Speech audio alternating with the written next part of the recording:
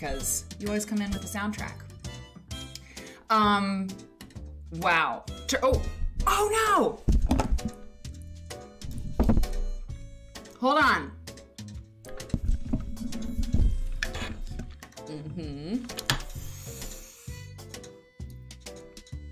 Hang on.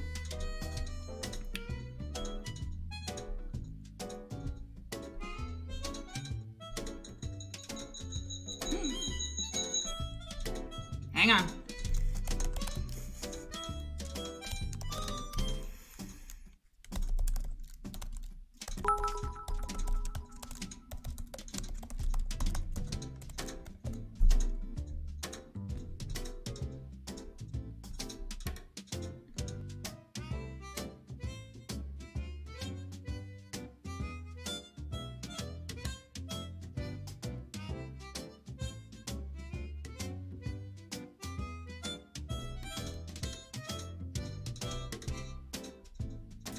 Okay, can you hear me?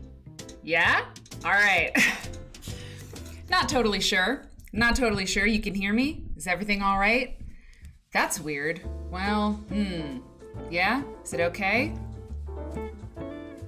Can you hear the dulcet tones in my voice? Whew, that made me sweat. Okay, thanks, my great cats. Woo! And I was kind of funny, you know? I was like, thank you, Raffle. Woo! I was kind of funny, you know, at the top of the show, but no one will ever know. I can't even remember what I did. But what I was saying, well, I do remember that I was saying, thanks you guys. Woo. Yeah, I really am like, I was saying Fiendor, if anybody, you know, I hope people like the jaunty music, you know, the little jazz tunes underneath the vocals, you know, for the opening of the show. Added that last week before. And if anybody's happy with it, it's got to be Fiendor, because Fiendor, you've always come in with the soundtrack, with the emotes, the tunes. It just gives me great joy to see them. Just, you know, it does. And I also have potato chips. I remembered that I said that too. And you can tell I was being funny. Thank you, Charles. I did that. You know what? I debuted a whole new soundboard, but then after I turned the mic on correctly, they all disappeared. So I guess we'll never know. No, I'm just kidding. Same old soundboard, same old show. So I hope you're all well. Thanks. Sorry about that. I actually don't have any idea what happened, but I did the thing. So I hope you had a great week. It's Friday night, and every other Friday night on this show, which is a live stream show on Twitch about quilts. And it's not how to make them, it's about them, about quilt history and about quilt culture. And like, what is quilt culture? I mean, what does that even mean? What I take it to mean is like, quilts are out there in the world, you know? People talk about quilts who have no desire to make one ever. People think about quilts and they have a feeling about quilts. Artists and fashion designers and all, you know, movie sets and TV sets involve quilts a lot. I've been seeing a lot of quilts on beds in films lately. And I watched Pacific Heights over the weekend, that Michael Keaton movie from the 80s. There's a quilt on the bed, Melanie Griffith. Anyway, so there's this culture of quilts that extends way far out, you know? It's far out, man. But it does. Quilts are so integral to like American culture that you have a culture of quilts, and I think it's fascinating. I think it's fascinating how we think about them. I think it's fascinating how we view them. Of course, it's interesting to make them, and it's interesting to see the communities and the, like, you know, the subculture of people who make quilts. But I think it's interesting to talk about them. And the thing is, because people have been making quilts, Kenny, thank you for subscribing. I appreciate you.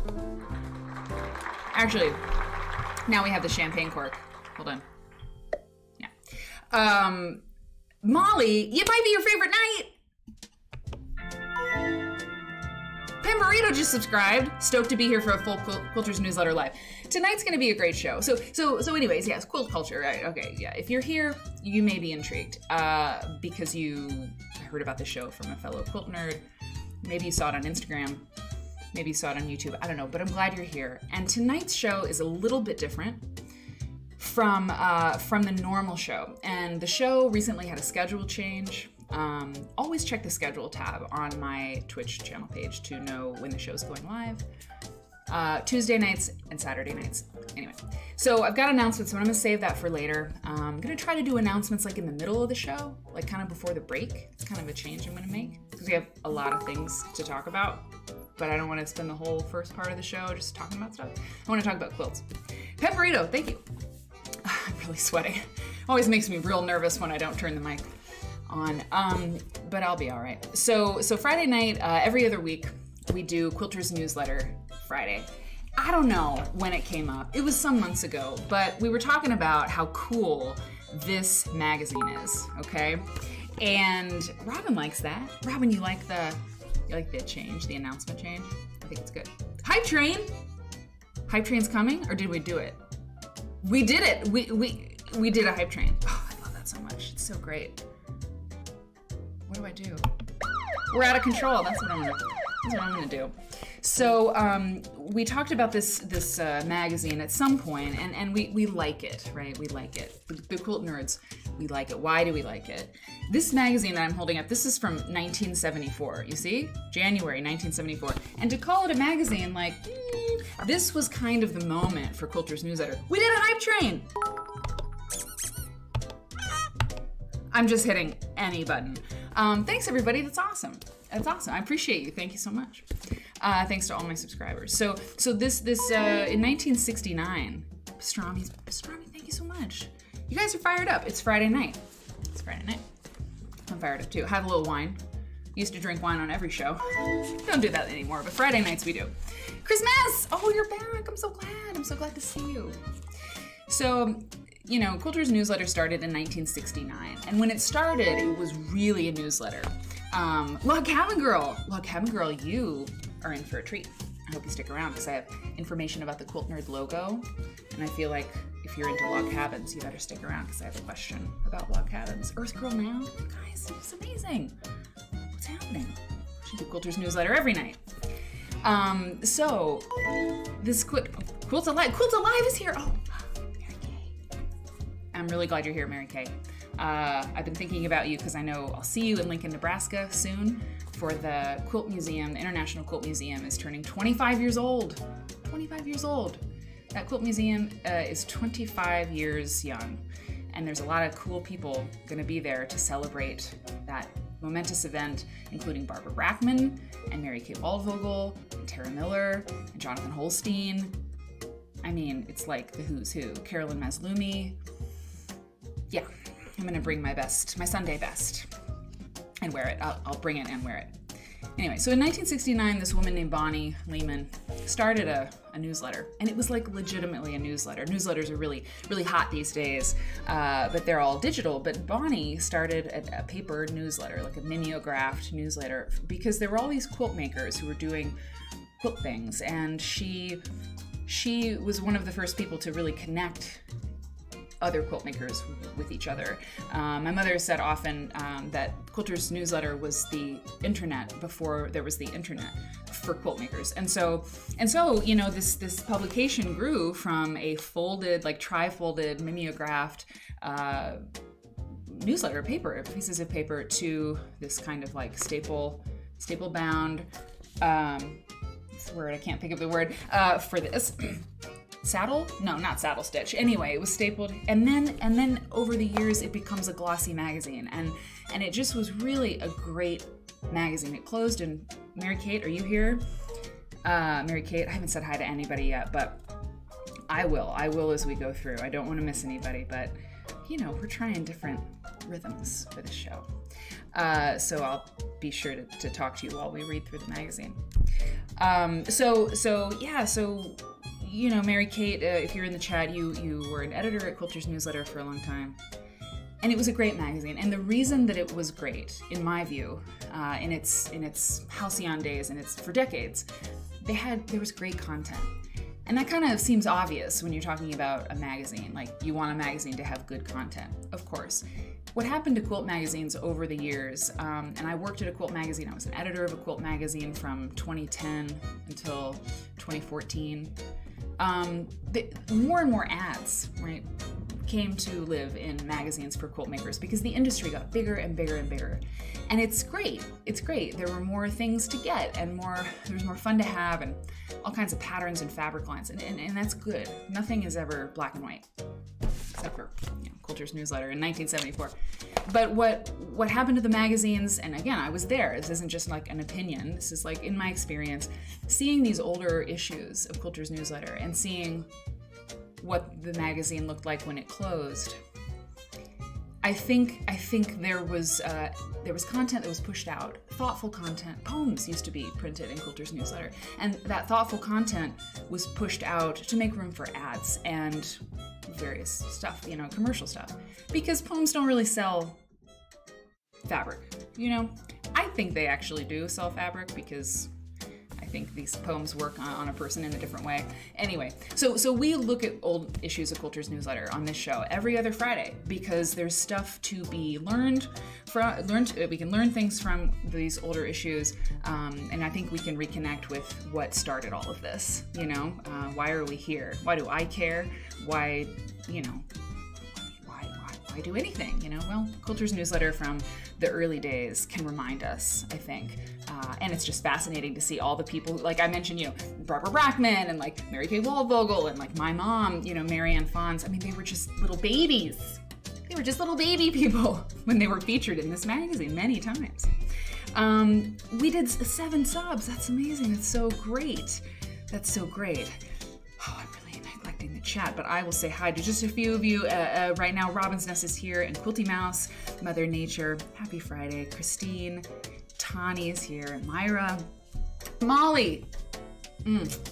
Molly, I have a message. I have a message for you. I got a message for you. It's from Vinny. Jill, we've missed you too. You spent the last week having a horrendous case of COVID. Oh no. You had every single symptom, but you're finally becoming a human again. Speedy recovery, Jill. I didn't know, but like get well soon, like belatedly, but it sounds like you're better, you're back, and that's good. Yes, good. I'm sorry that you caught that. I have more friends who have COVID now than at any time in the pandemic, by the way. Hey Bonnie, Village Quilt Works, thank you for subscribing. We got our Bonnie two-hander. We got 2 Bonnies in the chat, and I love that. I know you're different people, but I like that you're sort of like this is a set. You come as a set. Okay, and Raffle. You're trying the Twitch app on your phone. Lovely. See, there's Bonnie Kane. We have these Bonnies, the set of Bonnies. And Raffle and Fiandor, and everybody. I think my friend Jonathan's here. I hope he is. And Charles, and so on. Positive Threads. So let's look at the quilt behind me. That's one of the things that we do every show is we look at a different quilt to start the show. And for Quilter's Newsletter Friday, I want to get, I choose a quilt that is from the time period of the issue. The issue came out in a certain year, so I try to find a quilt that reflects that time. There's easier ways to say what I'm trying to say, but this quilt is from, it may be a little later, like 1978 or so, but I really like it. I'm gonna show you the full picture. Let's get the full picture. Okay, and Kenny asked about, Kenny, no. No, Kenny. Kenny asked about the subscriber count, because when we hit 200 subs, I'm going to give away a quilt. And this coming week, I'll have a lot of information about giveaways and about all kinds of things. We are at just about 150 subscribers. And so, yeah, so I have a few things that I'll be doing this week to, about, like to sort of, I'm working on that. It's been really exciting, this idea of doing one less stream a week and spending that time on marketing and things. And so yeah, gift subscriptions are amazing. Please, like, if you feel like giving a gift subscription to someone, I really hope you do. I'm also going to do some other things to get the subscriber number up, but I also had a revelation. I'll tell you about it later. Yeah, I'll tell you about it later, about the subscriber count and what we're doing here and all of that, but that's later.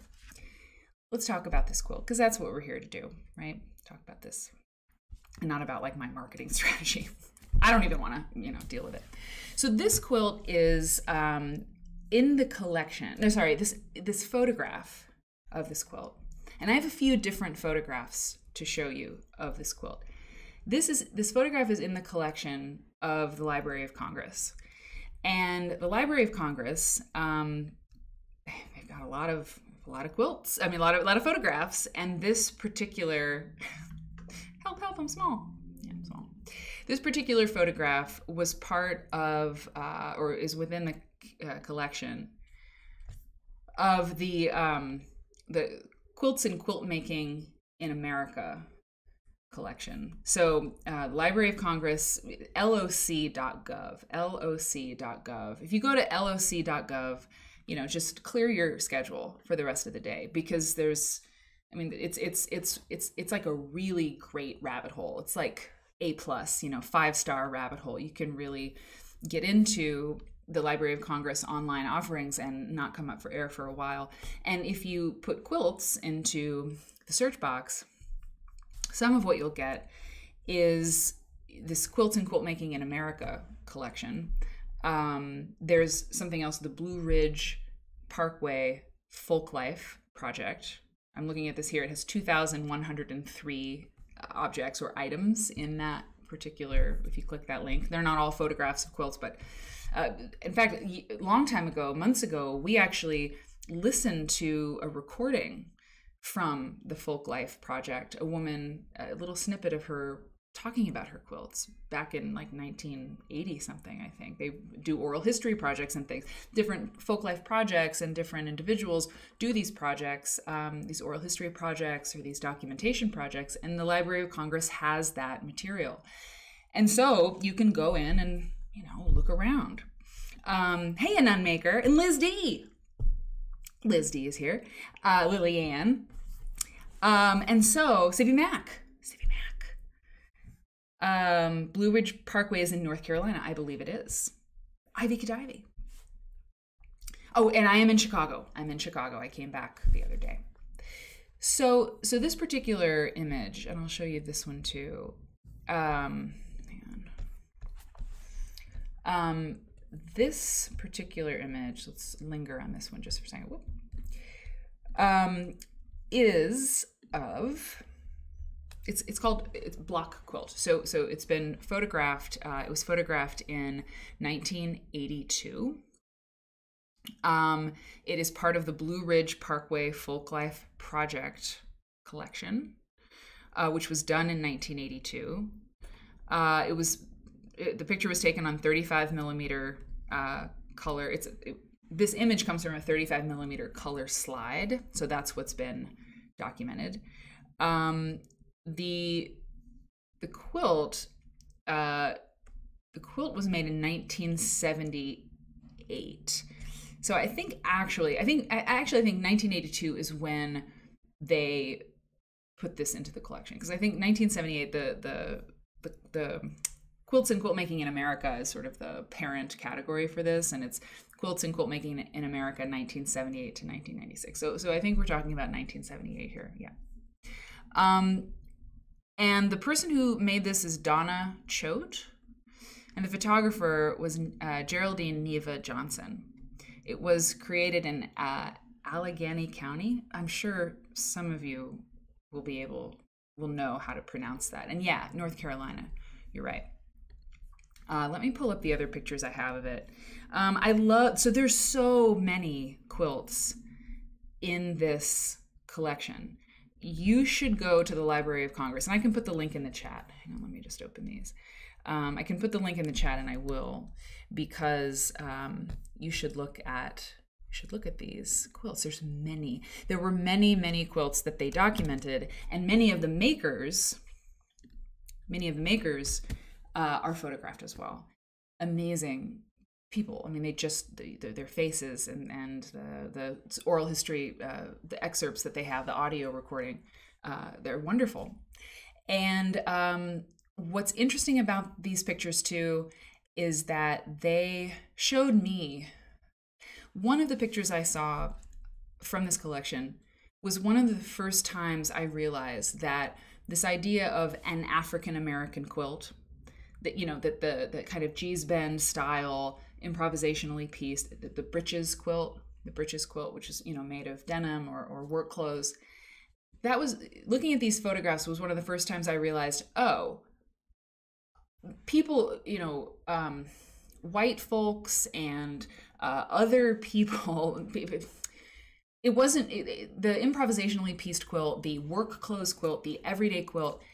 It's true that there are regional characteristics to certain quilts, and it's absolutely true that quilts in the South were made in this particular style by certain communities and so forth. But there's a picture of a woman, and she's a white lady. This is, like, I think it's in West Virginia, one of the collections.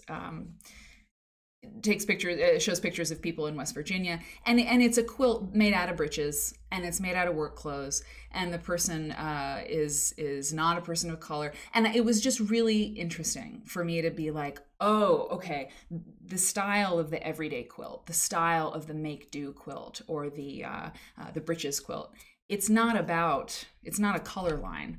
A lot of times these kinds of quilts, the style of quilt, was made by people who didn't have the luxury of taking tiny stitches and making tiny pieces and sort of, you know, all this, like, you know, white work. you know, it doesn't necessarily make sense for folks to make quilts like that, depending on how they're living their lives at any given time. And so I hope that makes sense. I mean, it's a really great collection, and it helped me understand quilts in America. Let me put it that way. It helped me understand quilts in America, styles, design choices. Yeah, and it was in the Library of Congress where I first saw that. So yeah, I like quilts in America, and I like quilt culture in America because it teaches me about America, you know. Certain styles and certain genres and certain clothing styles. It doesn't come because one group of people is one particular way or whatever. It's just, we're all human, and we deal with our lives, and, you know, yeah, we make decisions based on circumstance rather than other things sometimes. You know what I'm saying? I hope that makes sense. So let's see. Liz D, I love you bringing the tacos into the chat. Allegheny, Liz D, thank you so much. Okay. In 1977, Mother Nature says, I was a Girl Scout counselor on a wider opportunity, and we took classes at the Blue Ridge Institute, and I first learned how to quilt. Really? Wow. Wider opportunity, that's a proper noun you're using, Mother Nature. So what is wider opportunity? Is that kind of like a not outward bound? I think that's more like hiking and stuff. But I could be wrong. That's really great. So you learned how to make quilts at the Blue Ridge Institute. That's pretty legit. I'm into that. And Kenny says that's what my grandmother would do, recycle clothes into quilts. Totally. So, and then here's one more picture of this particular quilt. Yeah, I love it. It's great. It's great. So it's from the time of this. And so I've scanned in the pictures. This is not a long issue. I did a poll last week to ask you all what issue you'd like to look at, whether you wanted to look at a Quilters newsletter issue from the 1970s or the 90s. And overwhelmingly, it was the 70s. And I think we're finding that with this every other week show, that we like the older issues. Because they're different. The difference between them and the magazines now is so stark. That's what we're here for, you know. And so the yeah, the checkerboards are so, oh wow, oh my gosh, yeah, we like looking at the difference. So Charles, you just noticed these checkerboards are touching. Look at those up there on the top row. I didn't even notice. That's great. God, you could look at a thing and you just don't even realize. Amazing. You gotta get the kids to bed, Rothel. No, I'm just kidding. We understand. But I hope you come back because there's lots to share. Lots to share tonight. Kitty Hannah. I love a cozy scrap quilt. Same. Wider Opportunity was a group of girls that were selected to go to an event. This one had over 200 girls from the US and UK and Greece. That is so cool. That is very cool. All right. So let's look. Let's look at Quilter's newsletter. 1974. So this, by the way, this issue comes to us from a Quilt Nerd. Let me move that down. Okay. I did not have this issue to share with you. I would not have it to share with you if it weren't for a nerd out there who sent me a bunch of Quilter's newsletters. She was not the first person to send me a parcel of a bale of Quilter's newsletters. Several of you have sent me issues of the magazine from way back when. I can't thank you enough. I was ordering single issues from eBay for a while, and I was getting kind of crazy. So it is your generosity that brings you this issue and this episode tonight, and I really, really appreciate you. This is cool. It's a collector's reprint. Yeah, Pen Burrito. A collector's reprint of Quilter's newsletter. And let me just do this. Let's see. Yeah, I can kind of move it over so you can see it. You see that up by the chat box? Collector reprint. Very interesting. So I want to make sure. Okay, cool. I don't want to cut anything off. I think I have cut something off. Hang on one second. Let me just get that fixed. I don't like that. I don't like that. Okay. I think that'll do it. Yeah. There we are. Ooh, beautiful. So this quilt, so there's, this one is not, there's no color. There's no color. There's only your imagination, supplying the colors, into this issue, because this is before, you know, color printing was affordable for the Lehmans, Bonnie Lehman and her husband, who were running this thing. It was either out of their price range or, you know, I mean, it was available. Obviously, color photography and color printing was available in 1974, but that was probably pretty expensive. And it's interesting. Yes, so on Positive Thread says, very cool, newsletter angels. I appreciate you. Newsletter angels. I think you got something there. The newsletter angels. I feel like that's our, that's on the back of our, like, Quilt Nerd gang jacket. The newsletter angels. Anyway, it's good. I'm writing it down in the notes. Newsletter angels. But indeed you are, when you send me those things. So it's interesting because this isn't in color. It's 24 pages, and it's stapled. So it's this issue has grown from the first issue that Bonnie sent out, you know. Well, I don't think it was folded, actually, the first Quilter's newsletter. Anyway, but it's grown, but it's not grown enough. Like, the readership has perhaps, we don't know, I don't know for sure, but perhaps not grown so robust that the money's coming in well enough to start printing in color. So perhaps it's an interesting time. This is 5 years into the publication of Quilter's newsletter. And it's encouraging because, like, 5 years into doing this show, where will we be? I think we will be in an exciting place. But it takes time, you know? It really takes time to build a thing and make a thing. So that's kind of cool. The other Mary Kate says, fun fact. No, fun fact. We had collector's reprints in the official Quilter's newsletter back issue archive because they didn't have the first few issues anymore. Really? That's very interesting. Oh, you know what? And thank you, Mary Kate. Mary Kate. Was part of this Quilter's newsletter creation as an associate editor for years, so until it closed. And so I'm remembering the first issue of Quilter's newsletter. Actually, I've seen it, the very first one, and it wasn't folded. I think I said that at the beginning, and I don't know if Mary Kay is still watching. I hope she is, because you would have known I was totally wrong about that, and I hope you can hear me get it right. But Mary Kate, you know, it's interesting, that first issue. I mean, I don't know if anybody has that first issue. I don't think it was in the latest bale of Quilter's newsletters I got from the latest Quilter's newsletter angel. But if anybody has their hand on it, you know, just, you don't have to send it, but, you know, scan it in. Somebody's got it. Lillian, was there less a demand for color, do we think, or was it purely a financial consideration? It's very interesting. Pemberito, in honor of S.J. Pepper, will be in Technicolor. Love it. S.J. might be around somewhere. Mary's Angels, indeed. I mean, I feel like with quilts, Pem, I feel like it, it's just we're always going to want color. But we talked last time about black and white, it is an interesting thing to see quilts in black and white. Anyway, so, but I actually have a little color for you tonight. Oh yeah, I did a little work ahead of time. Not too much, I'll be honest, but I saw 2 quilts in this issue that I knew where to find a couple color images, so I grabbed them. All right, so we just take a look, and I have this wine, and I'm gonna drink it because it's Friday. And that's just what we're going to do. Whoa. Quilter's Newsletter, Volume 5, Number 1. Oh my gosh. Oh, I have things to tell you about today. What happened today? I recorded a podcast episode. I have to tell you about it, but not yet.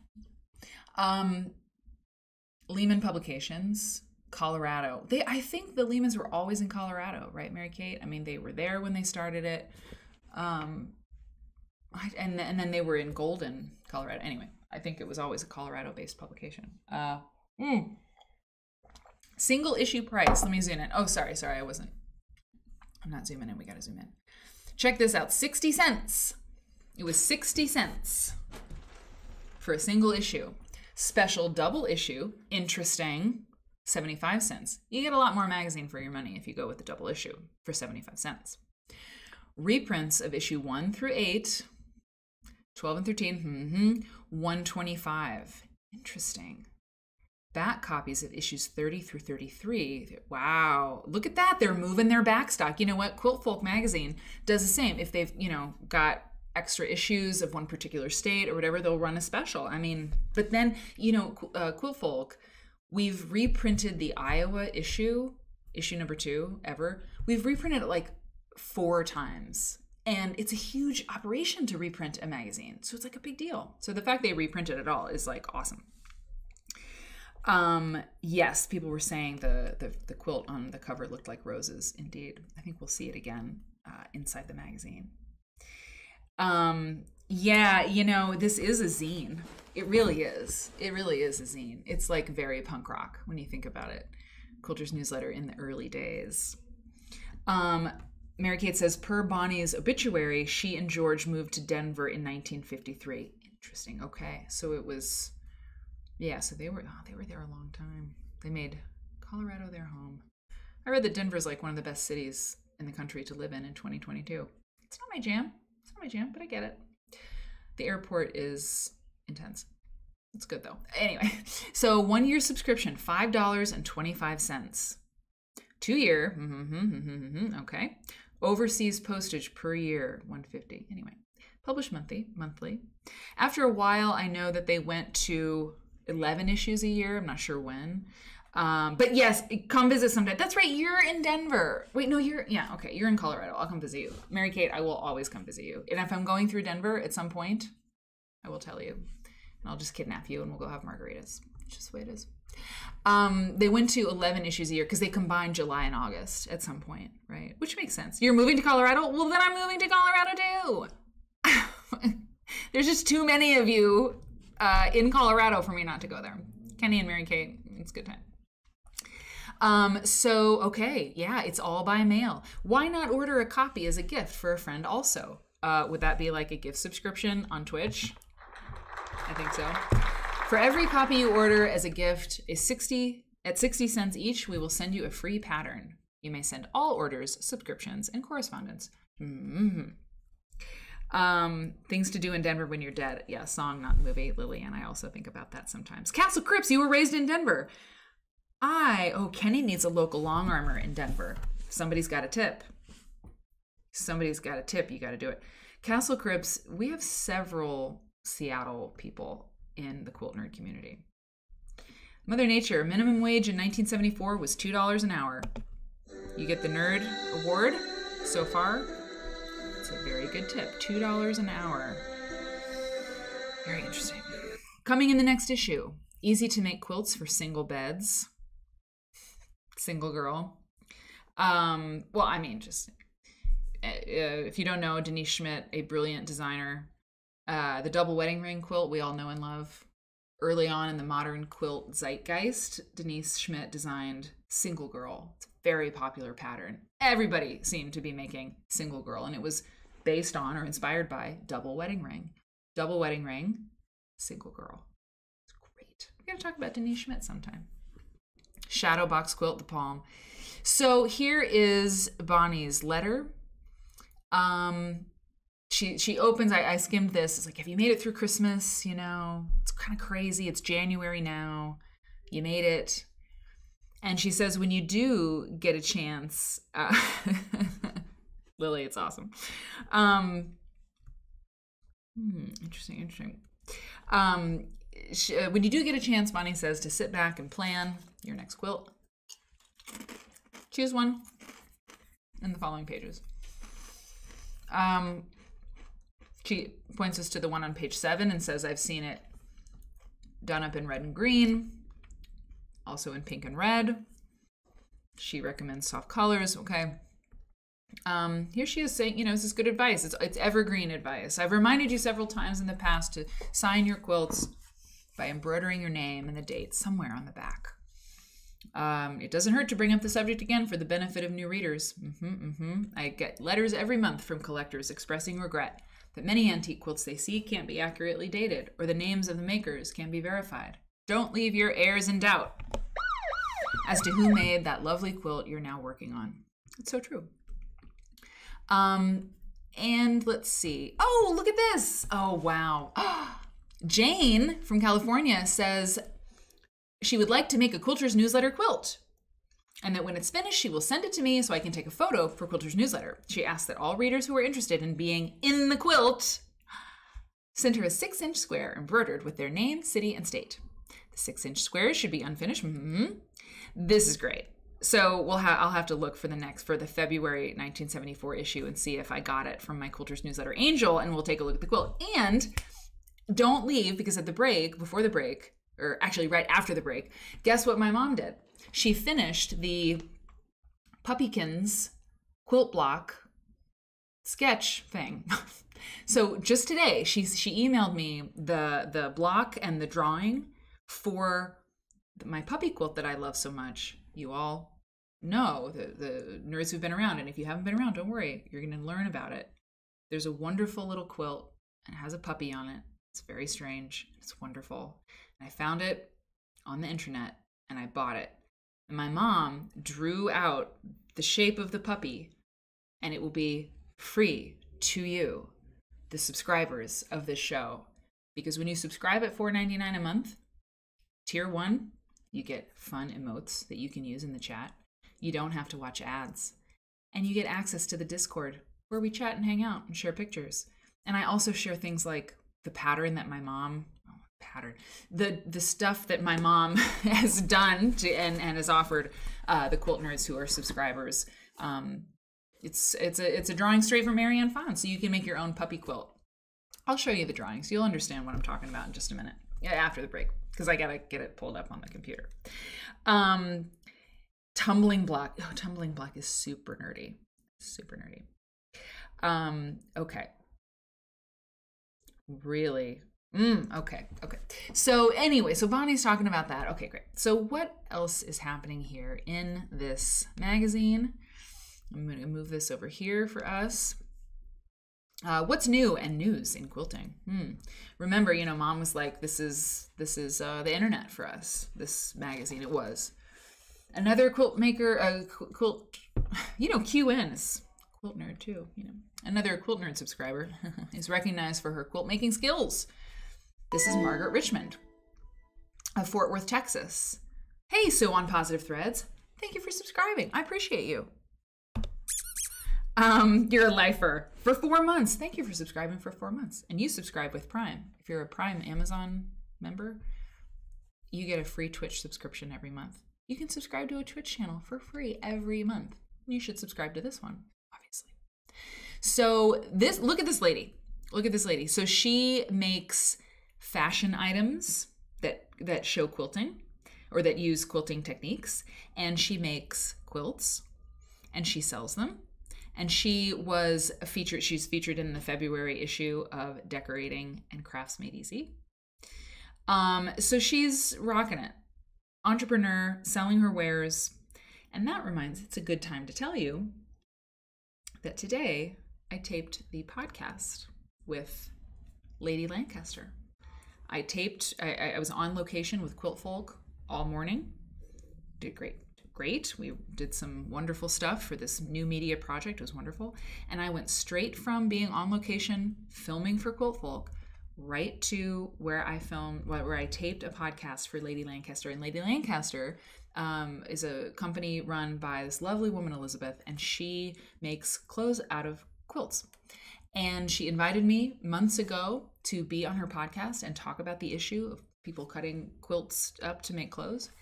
And I was like, okay. Like I was, people have been so nasty. I mean, I should say there's been so much contention about that video I made. And so I was like, what's the catch, lady? Are you going to get me in a room and a class act indeed. And we had a great conversation this afternoon. I couldn't have asked for more. She was awesome. We didn't agree on everything, but it was so cool. So we recorded that this afternoon. So I told you now because I wanted to tell you, but so on, you can do whatever you want. You can do whatever you want. You have free pass. Anyway, so this lady reminds me of quilts and fashion. And I did that this afternoon, y'all. It was great. I had such a good time. It was lovely. It was really lovely. She was awesome. So I'll tell you when that comes out. I don't know when it will be out, but I couldn't ask for more. It's what I wanted to do when I put that video out, was have conversations like that. Because I think we should all talk about it, and she agreed. So it was way cool, man. I know, Molly, a class act. We said the same thing at the same time.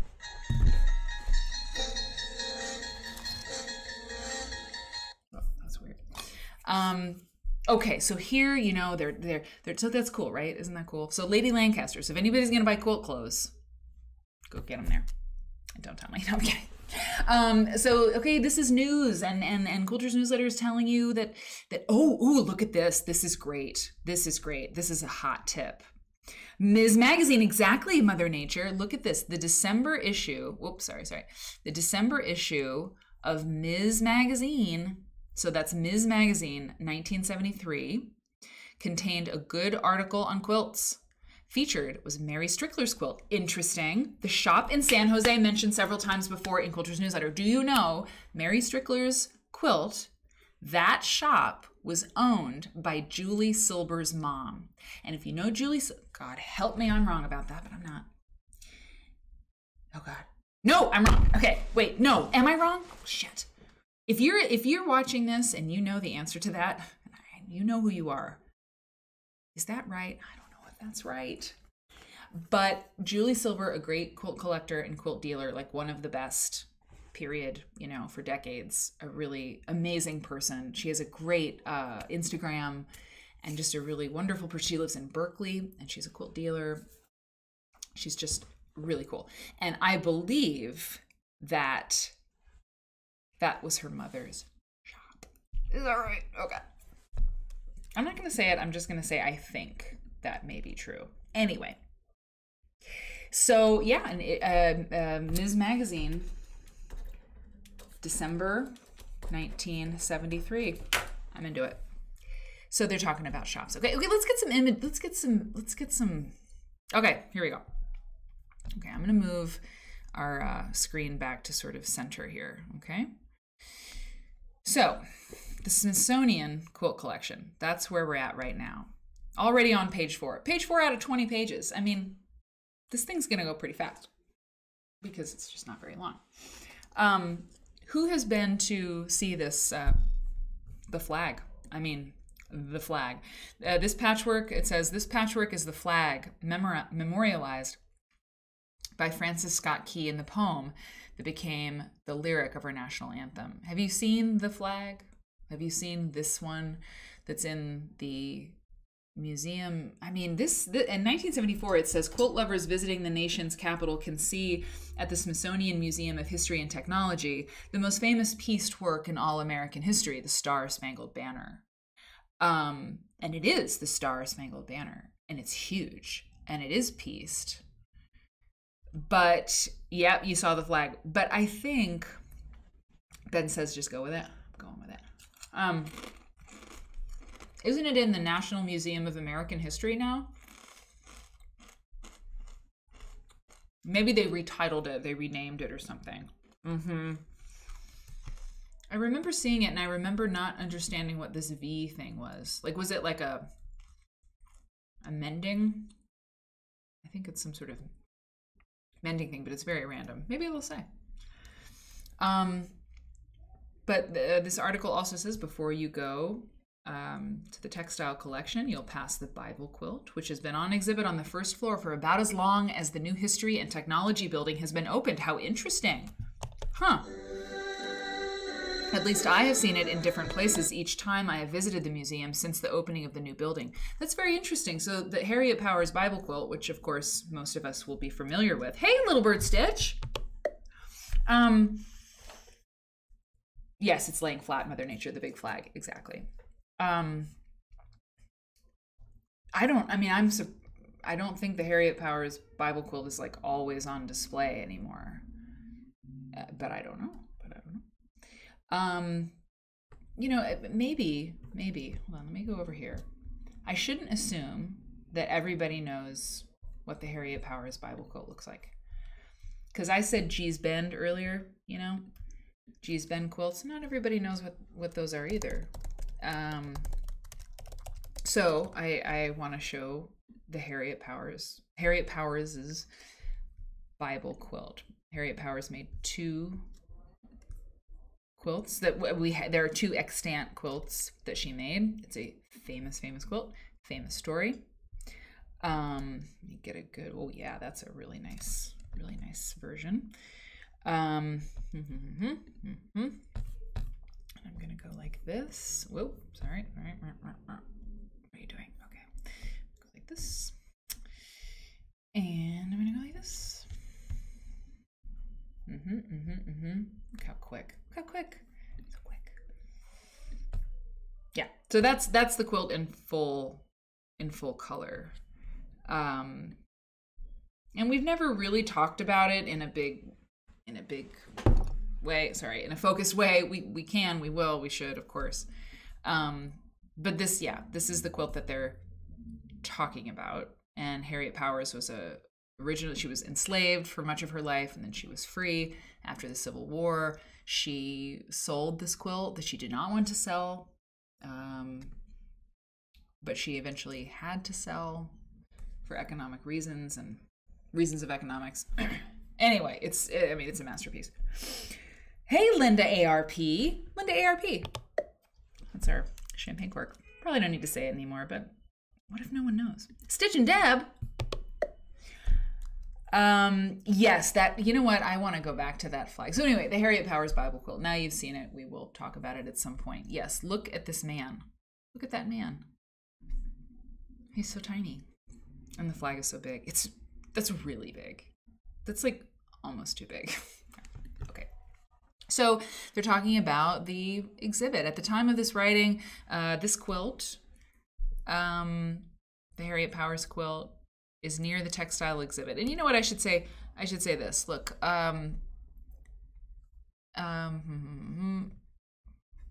who is she quoting here? Who is she quoting? Anyway, quote, using the same prosaic fabrics of which many quilts of the period were composed, this farm woman from the outskirts of Athens, Georgia, they're referring to Harriet Powers, recorded with familiarity and affection her impressions of the highlights of the Old and New Testament of the Bible, from the Garden of Eden to the crucifixion of Christ. Interesting. All right. And there it is in full color. My husband just asked if he can use these scissors to cut paper. The answer was no. Do you value your life? Exactly. Yes, Penny Catherine, he asked. Isn't that nice? So here's some more Smithsonian quilt collection. I think, oh yes, yeah, okay. So among the other quilts in the Smithsonian collection, you may see On Appointment with the Curator of Textiles. Oh, how interesting. An autographed presentation quilt, a political quilt of the William H. Harrison presidential campaign. Oh, interesting. Tippecanoe and Tyler too. A crazy patch, a Victorian slumber throw. Slumber throw. An ocean wave, which was pieced in 1857, and the quilt which is pictured below, which is a framed medallion quilt, late 18th century, from the Kopp family, C-O-P-P, of Stonington, Connecticut. I think we should bring this back. I think that if you make, well, I guess a crazy patch, I guess what they're saying here is, you see, a crazy patch, a Victorian slumber throw. I think they're defining a crazy patch quilt as a Victorian slumber throw. But I think you should, if you're working on a quilt and you think it makes sense, I think you should be like, I'm creating a Victorian slumber throw. Or something. It's just a slumber throw. I don't know, maybe it sounds like something like the White Company. Have you seen, do you get catalogs for the White Company? Or maybe, who else would it be? What other company would use that verbiage, that verbiage? A Victorian slumber throw. Crate and Barrel, maybe Pottery Barn. Our Victorian slumber throw is made with the finest attention to detail. Okay, look at this. Oh, look what I found. I knew I had seen that quilt somewhere in the Smithsonian quilt like lineup. Aha! Yes, yeah, Pottery Barn or Restoration Hardware, or J. Peterson catalog. Yes, either of those. For sure, Victorian slumber throw. The notches. We just talked about this. Didn't we just talk about this? J. Peterman. That's it. J. Peterman. The notches. Well, you know what? No, it didn't bomb. It didn't bomb. I knew, and it reminded me of Seinfeld in the puffy shirt. Remember that? I don't know. Anyway, I think I'm right about that. Didn't Elaine like date the J. Peterman guy or somebody like him? Anyway. Okay, thank you. The notches out of the bed. I won't even say. Maybe somebody out there knows why the notches are in this quilt, and I'll just let one of you smart people say it. I'll have a glass of wine, or I mean a little bit of my plastic cup of wine. So on Positive Threads, I wondered if it was upside down. The notches usually settle at the bottom of other quilts we have shared. Well, maybe there are many nerd awards. I agree. So I too thought this was weird when I saw the quilt in the magazine. But I orientated. I hate that too. I hate that like verbiage. But I oriented it the same way because I wanted to, sort of. Here it is in color, but I think that they place it this way too in the collection. We could tell by the ruler up top, maybe. But anyway, yeah. And let's see. So, yes. So I knew somebody would have it, and Robin got it first. Bedposts, Charles, bedposts. So the notches were cut out so that the quilt could be on the bed, and the bedposts would not. The quilt wouldn't be in the way of the bedpost, so the bedpost wouldn't be in the way of the quilt. Pretty clever, huh? I think so. I think it's awfully clever. Lillian, people in my profession use orientated all the time, and I hate it. Bonnie, actually you got it. Bonnie, did you get it first? Well, anyway, it was neck and neck. Robin, Bonnie. Yeah, orientated. Curate is one my friend of mine hated. She's a museum person, and everything's curated now, right?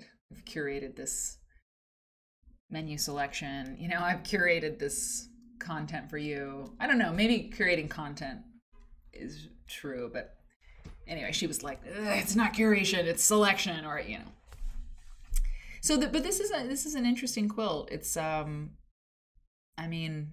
it looks, the picture is strange. It's like kind of a weird color, but those are tiny star blocks in the middle. Look how small. And this is late, what did they say? Hold on, sorry. I have to go back really quick and see. Did they say late 18th century? Yeah, late 18th century from Connecticut. And like, hello. there's a lot of different fabrics in this quilt. So to me, this is an interesting quilt because, you know, early American quilts there were a lot of whole cloth quilts. There were a lot of quilts with not a lot of piecing because there weren't that many fabrics around to do all this crazy piecing. And it wasn't until fabric really started being made in great quantities that you could have a scrap quilt like this, because you actually had like all this fabric around. So late 18th century, you know, that's the late 1700s. So to me, I've seen quilts like this before that are dated to that time, but it's interesting because there's a lot of different fabrics in here. And so I don't know if that means the family was wealthy. These tiny, tiny pieces, I don't know, but it's very interesting. Those stars are too small. Agreed. Too small for me. Too small for me. Oh, wait a minute. Oh, yeah. Okay, in this, look at this. So the other page. Dandelion quilt. I'm going to do this over here. Dandelion quilt. Old time quilting. That's what they say on this page. Old time quilting. This is kind of a cool block. I like it. I'm into it. That's very small quilting too. And those are small leaves. I like the way they're not all uniform though. You know? Who's Canadian? Kenny. I gave a lecture to the Bay Area quilters. Oh no, they're in Australia. Never mind. Canada, Australia. Same. Okay. It's not the same, but I gave a lecture to the Bay Area quilters in Australia on Friday last week. A week ago tonight. It was a lot of fun. Okay, this pattern makes a 10-inch block.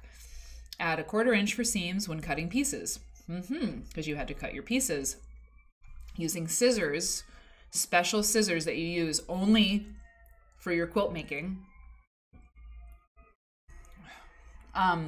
Only for your quilt making. You know, there's special dedicated scissors, and no one, not even your beloved, not even your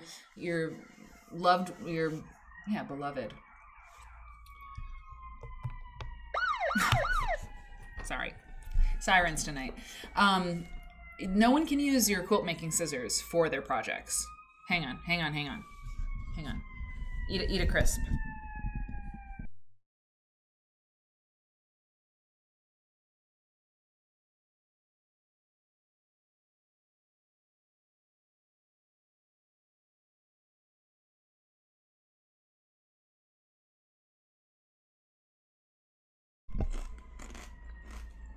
Okay.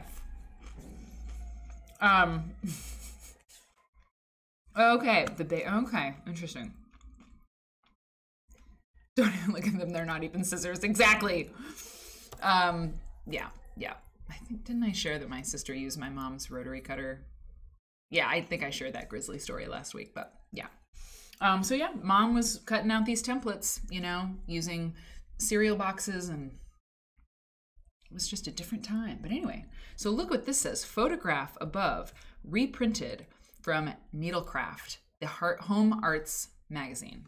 Home Arts Magazine, July 1934. Well, I did a little digging. I actually thought when I read that, I was like, oh,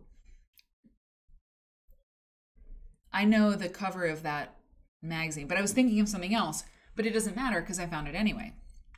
Look at that. Found it. Whoop.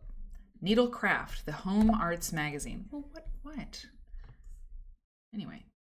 Oh, yeah, okay. Needlecraft, the Home Arts Magazine, and this is the issue. Look, July 1934. I didn't have the page inside that showed the quilt, but I found the cover. I thought that was pretty cool. July 1934. 10 cents. Look, it's in color. Oh, well. Look at that amazing needlework. Oh, sorry. I gotta scoot this back over. Look at this thing. Isn't that something? This needlework, 1934. Wow. Kenny likes J. Peterman. Molly, what have you done? I think you should go with some J. Peterman, and you should wear it when we get together in Colorado. Just saying.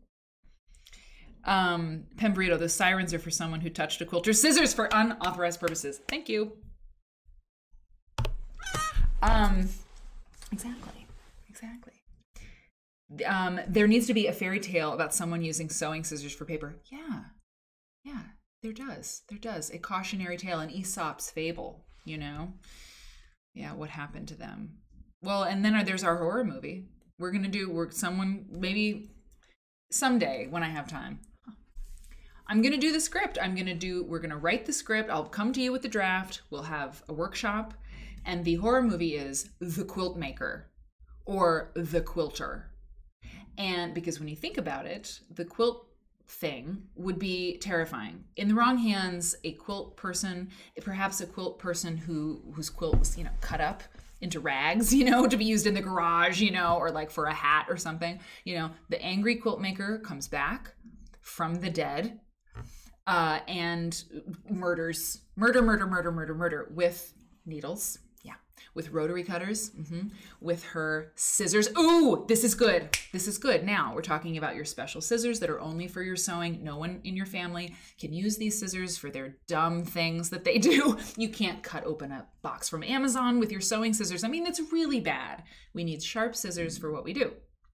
Well, for the movie, there's something, that's just sinister when you think about it.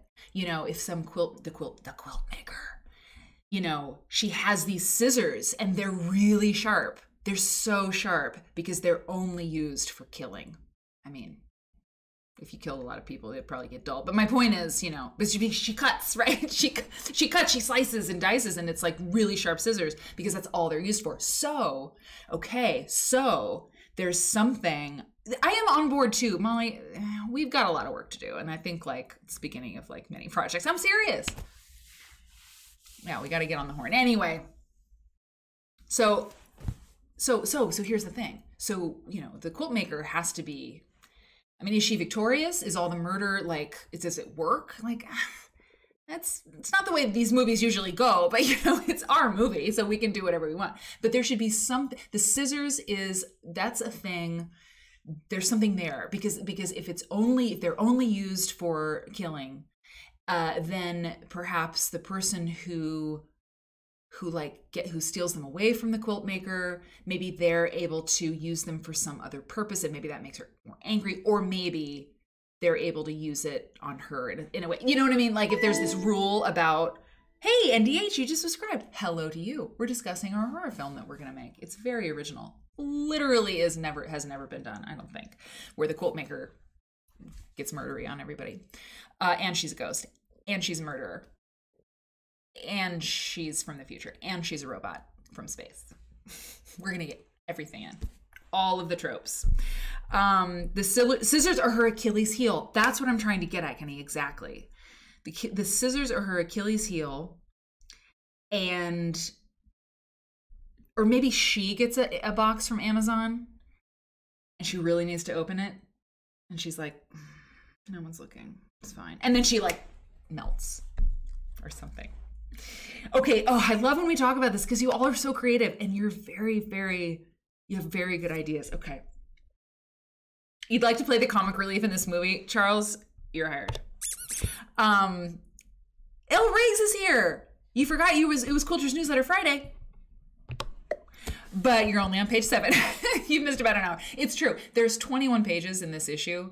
So we're able to take our time, and that's the way we're going to do it, is get these older issues that aren't, what was it? One we did from 2011 was 120 pages. It's too long. But this is, this kind of short throwback issue, we can take time to work on our movie. A twisted tale, indeed. The Costco scissors stay in the kitchen, says M. Hicks. My scissors stay in the quilt studio. Their paths never cross. Exactly. Because you'll murder. NDH, thank you for subscribing. I appreciate you. 7 months. That's awesome. I mean, to say the least. I'm gonna eat a chip. In celebration. Okay, they're cursed by a quilter when a family member uses the special scissors inappropriately. Interesting. Now, whoever is in possession, okay, wait a minute. Go back. We're talking about the Quilt Maker, the horror movie we're going to write. Hang on. Here, let's put a quilt on the screen so anybody coming by knows that we mean business. Okay. A nun maker says, these scissors are cursed. The shears, you know, the dressmaker shears, the quilt maker shears, they're cursed by a quilter when a family member uses them inappropriately. And now, once they're cursed, says a nun maker, whoever is in possession of them is cursed to kill anyone who uses them wrong. So it's like It Follows. I don't watch horror movies. I hate them. But I ask Eric to tell me about all the horror movies he watches, and he tells me all the horror movie plots, and I like that. And I think like It Follows, he said, was pretty scary. And it's about like anybody, well, it's like weird. And it's this allegory for like an STD or something. I don't know. Ask Eric. But like anybody who like has sex with this person or something, I don't know, like catches like the disease, you know, of being haunted and being followed by this scary thing. And so they have to like get rid of it. And so when they get rid of it, that the scary thing follows the next person. And so anyway, that's kind of what you're saying. Your idea is like, you know, it's like an allegory for an STD. But I see what you're saying, and it's really good. The curse continues and continues. Liz D says they cut duct tape with the sewing scissors and they got all sticky. And the duct tape is used later in a scene of kidnapping. Duct tape. It's used in horror movies. We know what we're talking about. The scissors are her Achilles heel. Yeah, exactly. It's something big. It's something big. And this is the sequel. This is sequel number 32. That's something that we did not mention. A nun maker knows. There's Quilt Maker 1. There's Quilt Maker the scissors, like there's the Quilt Maker, and then there's like at least 7. It's like The Purge, you know. There's like 90,000 issues, 90,000 sequels. The crimes would be gruesome. Myra, hello Myra. The crimes would be gruesome if the scissors are dull. Oh my God! Oh, what? Who are you? What are you saying? From the sick, twisted mind of Myra. Bib is here! What? Sound like you're talking about Sweeney Todd, but she cuts up people to make a meat pie. You know what? Oh, well, that's the whole other thing with a horror movie called The Quilt Maker. What's her material? Is it skin? Is it? I mean, not the Amazon box. Yes, the penalty to those who make them dull.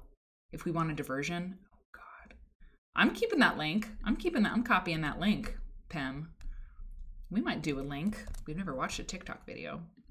The new scissors are in the Amazon box. Oh, you guys are really good. It's so much fun. Penny Catherine says, Killer starts stabbing a quilter. She screams, not with those. They're my quilting scissors. Use the paper scissors. It's really good. Anything but that. Blood spatter fabric. Lillian says we need an animated sort of fabric scissors and paper scissors that fall in love to play before the movie. That's really lovely. You know, animation. An animated short telling your family about your scissors and why it's important would be pretty good. Teach them early. Needful things, needful things. Molly, I love 70s horror films, so I'm also seeing exorcisms, pig demons. I'm telling you, you said that. Pig demons. Yeah, demons, witches, things in the woods, monsters. Oh, okay. Someone on Positive Threads is talking about the quilt that's being shown, and it makes me think maybe we should get back to the thing in hand. Here's the start for your horror show. Oh God. Well, should we just watch it? It's scary because it's real. I can't do it. I'm so afraid of scary movies. I saw when I see the preview. Well, oh wait. Okay, at the break, which will take in just a few minutes, I will watch these videos. I will screen them. And then if they won't scare me too bad, then maybe I'll play them. But I got to tell you, I watched the preview for a movie called Ink. For anybody who's like a horror movie fan, I mean, I can't even express to you how bad. I think I have generalized anxiety. So when I see scary things, it's like, and all my anxiety goes toward being afraid of those things. I don't know if you've seen the movie Us, but I saw the movie Us on a plane. I was like trapped on this plane and I watched that movie and I literally had to talk to my therapist about it because it traumatized me and I couldn't go down to the basement to do our laundry. I'm pretty much over it, but it was 2 years ago. I'm not good. I can't handle it. I can't handle it.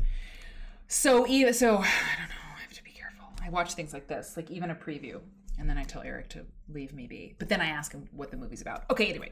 It's only 15 seconds, not scary. Okay, good. I can't watch Gremlins without getting scared. Okay, thank you. And the scariest movie I ever saw in my life, do you want to know what it is? Had to work on this one too. It's a documentary. So it's real, and that's why it is the scariest thing I've ever seen. And it is called The Wolf Pack. And I don't know if any of you are really, really sensitive to really hard, scary things. It's not about like ghosts. It's one of the best documentaries I've ever seen. And it's very, very, very, very frightening and scary. And I would, honestly, I just told you, but really, really proceed with caution. If you haven't seen that movie and you're a sensitive person, if you're an anxious person, if you're a person who is, disturbed by scary, sad things in the world, you need to be really careful watching that movie. If you're cool, if you're straight, and you can like handle it, it's an incredible film. I know, Dee Marie. What am I doing? No, Bonnie, go. You know what? You know what I really love? Red pandas. I watch red panda videos on YouTube, and I'm going to show you one of those when we come back. We're going to take a quick break, and then we'll finish. We're halfway through the magazine. We're halfway through the magazine. When a stranger calls, we can't even talk about it. No. Quick break, and I have not seen Turning Red, but I want to, and we will be back shortly. Get a glass of wine, more chips, whatever you need, and I'll be right back. No more scary movies, only red pandas. Okay, be right back.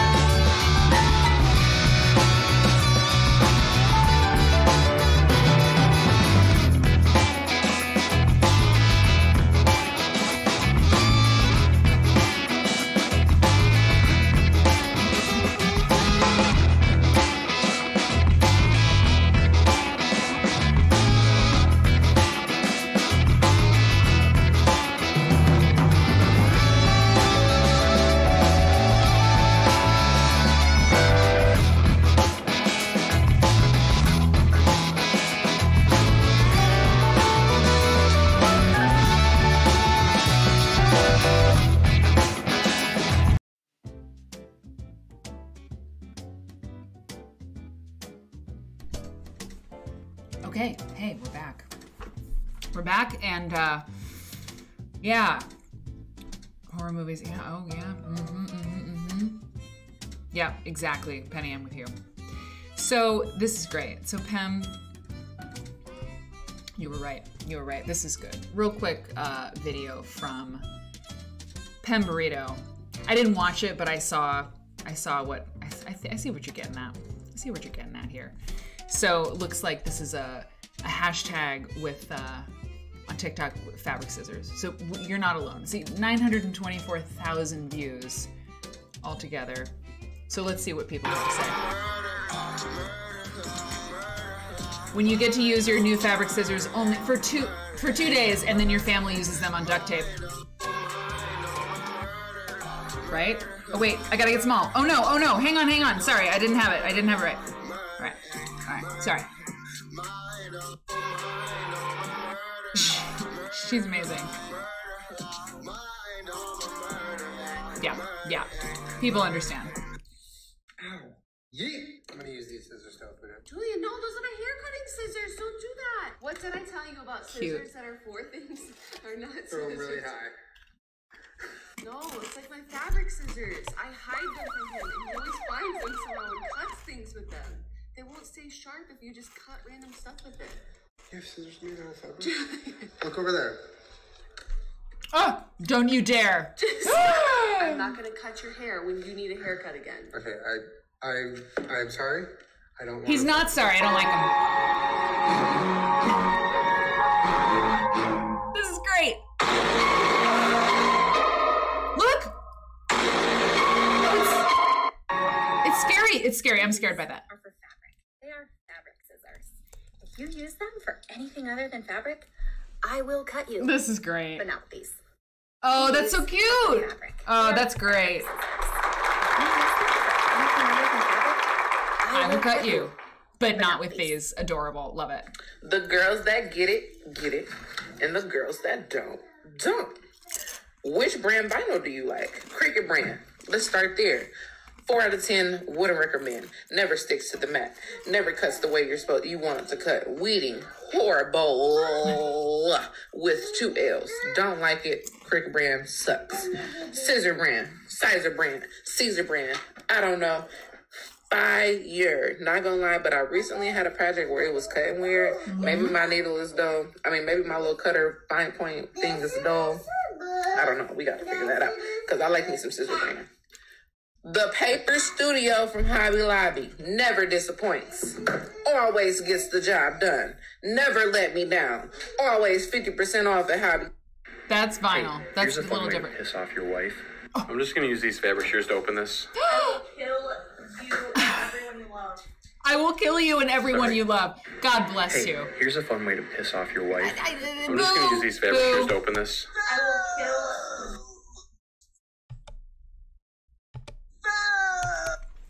He was being cute, but I loved the look on her face. Okay, and then we're gonna go back to the magazine. I promise, but I'm sorry. Let's just see what we're talking about. And I saw that the Red Panda Disney movie is really good. So yeah, we'll see it. Look at these little guys. Look at them. Ah!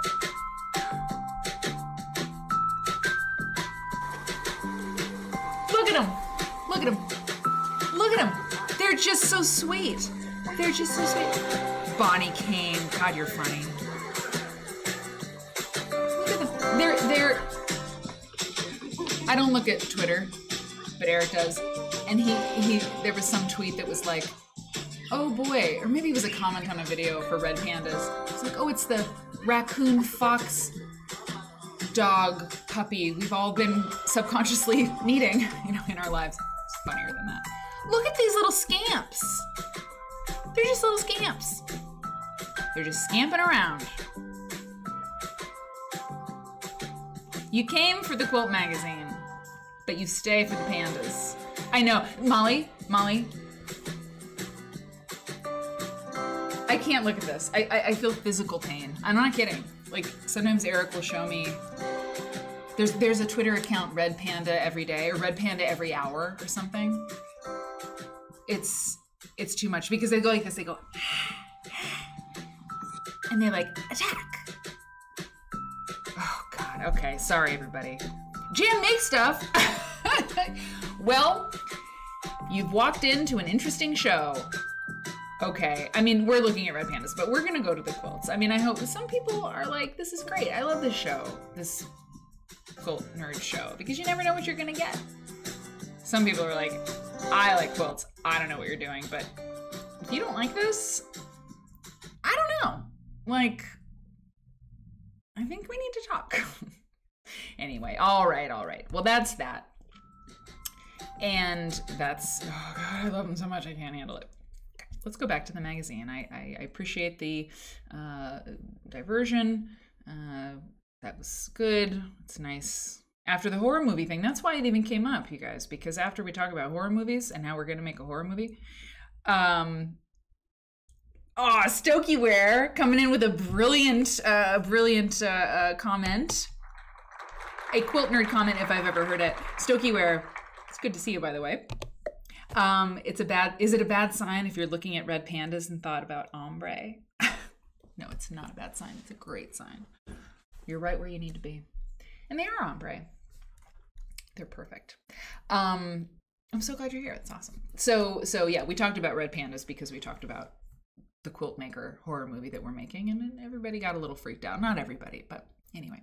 Here's the thing. Let's go back to this. This is what we're here for. And I just want to note one thing on this page, aside from, you know, the very interesting, like, look how they laid this out. You know, I mean, people spend so much time and money on graphic design, and it's so important, of course, but it wasn't always like Adobe Illustrator. You know, you can make a publication that's more like a zine, which is like, get it done, get it out there. You know, is there enough space between the quilting pattern for strips and borders, guidance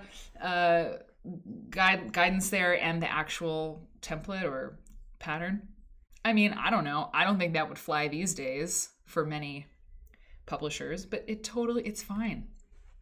And I remember something that I've probably said it before, the palette cleanser. Okay, you're welcome. I've probably said it before, but Vanessa Vargas Wilson. I'll say this lots of times. Vanessa Vargas Wilson, the crafty Gemini, a genius entrepreneur, an extraordinarily talented woman. She said, you know, if the content is good, because she's made videos on YouTube like forever. She was one of the first. And I mean, like, I don't know how many subscribers and followers she has. It's just crazy. She's amazing. Lives down in Florida. She's great. If you don't know Vanessa Vargas Wilson, crafty Gemini, you must seek her out. But she said, you know, if the content is really good, it doesn't actually matter if your production values are like, amazing. She's like, if you're making good content, it's okay if you don't have like a professional lighting studio. She's like, when I started making stuff, it was just, you know, it's good teaching. She taught really well. She's a great teacher, and she did videos, you know, at the beginning. And she's like, we used my husband's like camera, like it was really rudimentary is what she was trying to say. But that's when she started her career, and people loved what she was doing because the content was good. And so things like this, you know, this is pretty, you know, it's tight, it's cramped, but you know what? This is Quilter's newsletter. This is how it started. They got their graphic designers and they got their margins worked out at some point. But in the beginning, it's a great pattern, you know, or it's like, it's good content. And so it's enough, you know, it's enough. To a point. Mother Nature, the Olfa came in an Olfa package. I need to test out the others. The Olfa came in an Olfa package. I need to test out the others. Oh, you must be having a conversation. Oh, yeah. Oh, good. Okay. This is great. You wanted to let us know you got your rotary blades back from LP Sharp and Company today. This is so great. You love the Red Pandas, Pam. I did too. And I love that TikTok. That was great. You can send a link anytime. So you're going to test it out. Very interesting. Yeah, exactly. The Red Pandas were basic production values too. By the way, real quick, just because we're going to come back to it, I'm not going to stay on it now because we need to move on. But the Land's End, you see this Land's End thing? Remember, so look. New designs submitted by readers in our continuing quilt block contest. Some of you will remember and recognize that Land's End was the company based in Wisconsin, right? That sponsored the Land's End quilt contest. I mean, we've talked about the Land's End quilt contest before. I think there were several of them. Anyway, it'll come up again. Definitely come up again. And when we talked about Missouri Breaks, anyway, we're moving on. But Land's End is an important company in the history of quilts, you know, in the United States in the second half of the 20th century, because Land's End got real involved in quilt contests and sponsoring things and doing things. I'm very interested. When Quilt Folk does Wisconsin, I really want to write an article about the Land's End thing. It's very interesting. Anyway, okay, you know what I did online? So here we go. We're going into this magazine again from 1974, Quilter's newsletter from 1974. I tried to find a JEM pre-cut patchwork cushion kit. I Googled it. Maybe I didn't Google right. I'm pretty good at Google, but you never know. But I thought, how cool would it be to see if like someone was selling a gem pre-cut patchwork cushion kit on Etsy or eBay, and I could have a color version of this, but no dice. I couldn't find anything. Pre-cuts did not start, you know, with like Amy Butler fabric. You know, this is not a K Facet situation. Pre-cuts have been around a long time. Okay. Look, PK7 patchwork cushion kit includes 135 hexagon patches die cut from elegant fabrics by Sanderson, a firm well known in England for its high quality materials. The kit pictured left also includes lightweight cardboard templates. Hello. Backing needles and thread, no filler, as in no batting, right? Exclusively ours, $9.99 on sale till March 31st, 1974. I think we missed it, you guys. I think we missed the cutoff. So you got buffering, Bonnie. Got some buffering. Yeah, I'm really excited to hear about the blades. Anyway, so this is, you know, ads. I mean, sort of. They say here, and this and the following page, we've got items for you and bargains we think you'll like. Look at this, pre-cut metal quilt patterns. Die cut and slip proof. These metal patterns are the easiest to use and most accurate patterns available. They're thick enough so they're rigid and easy to mark around. They will not lose their shape or wear out. They're textured slightly so they will not slip. Set number 9 contains this and this. Set So metal. Okay. So people were using metal templates to mark quilting. So later, this is by Gem as well. So later came you know, plexiglass plexiglass, right? Acrylic. That's what I'm trying to say. So, right. So we've seen like old school quilt templates, and those are like really heavy, you know, these heavy things. And I'm sure these were lighter weight, but I mean, this is probably like the last kind of template before, you know, that wasn't plastic, before the plastic templates arrived, don't you think? Because I mean, what else would it be? I mean, they were metal for a long time, but it's just interesting to see, like, this is like, you know, just before it happens, you know, just before it happens. I wonder if there's any, listen, you know, what if there's a benefit to metal templates? I don't know. But, you know, plastic came along and like everybody's doing it. You know, the acrylic template, the acrylic rulers and the acrylic stuff is what everybody does. But are we sure it's better?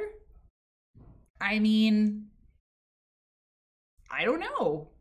I mean, when's the last time you used a metal template for something? I don't know. I haven't, but, you know, it's interesting. It's just, you know, maybe sometimes the stuff people used to use, like I wore a watch today when we were on location for the Quilt Folk taping.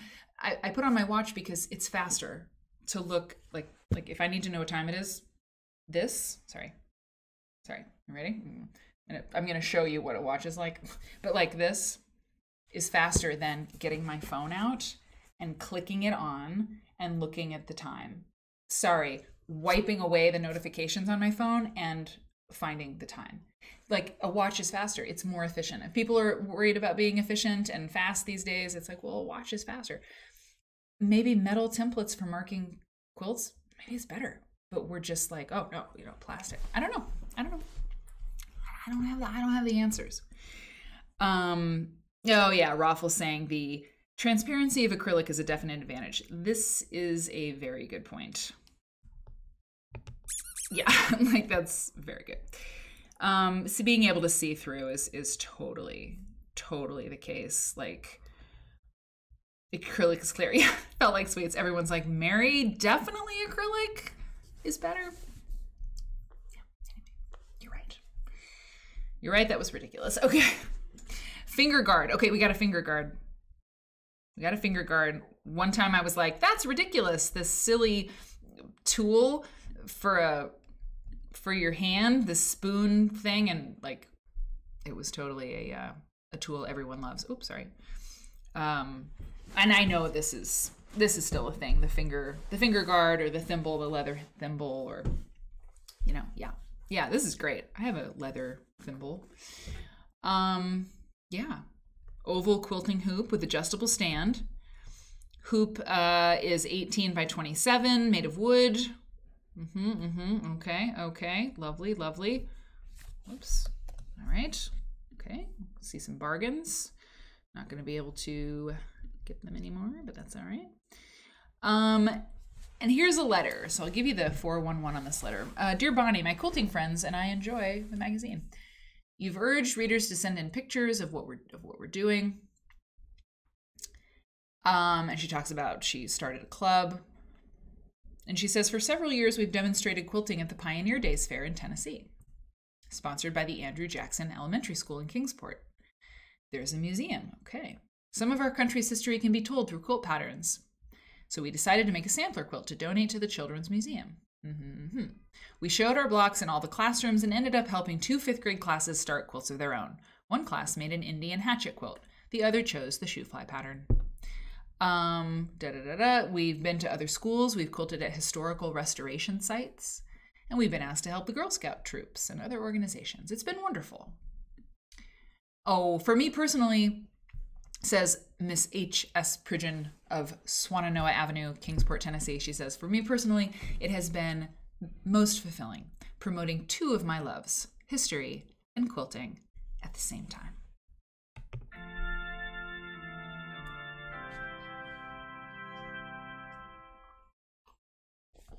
Miss Pridgeon, that one's for you. That's great. Love it. Yeah, those are great blocks. They still work. They're good.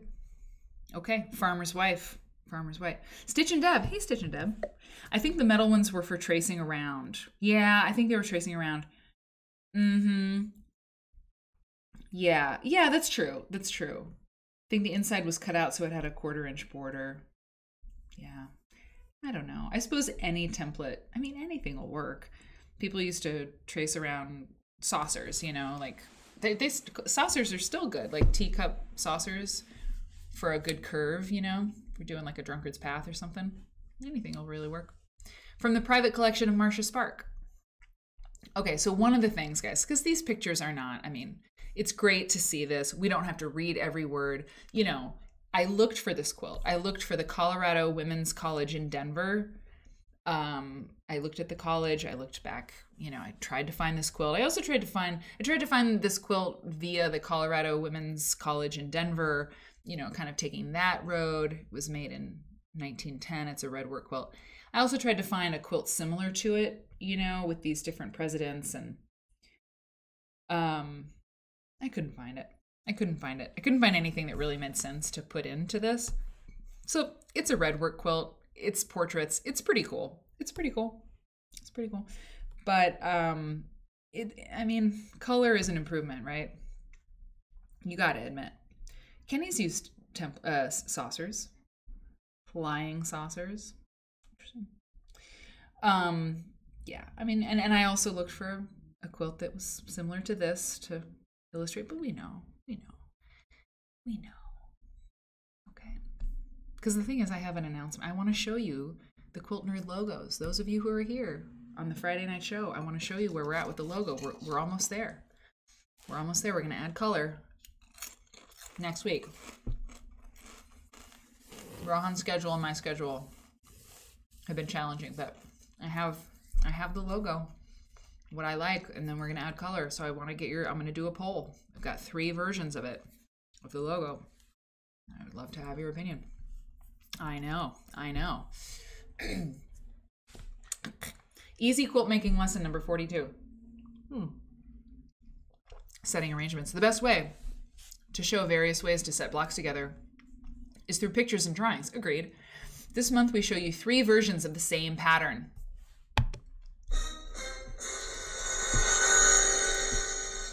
Knickerbocker rose. Oh, Knickerbocker rose, or carpenter's wheel, or dove in the window, or 3 quilting friends made this past summer. One of these quilt makers, Edith Going, writes, quote, "We all wanted to do the same pattern, but since they were for a quilt show here in town, we did not want them exactly alike."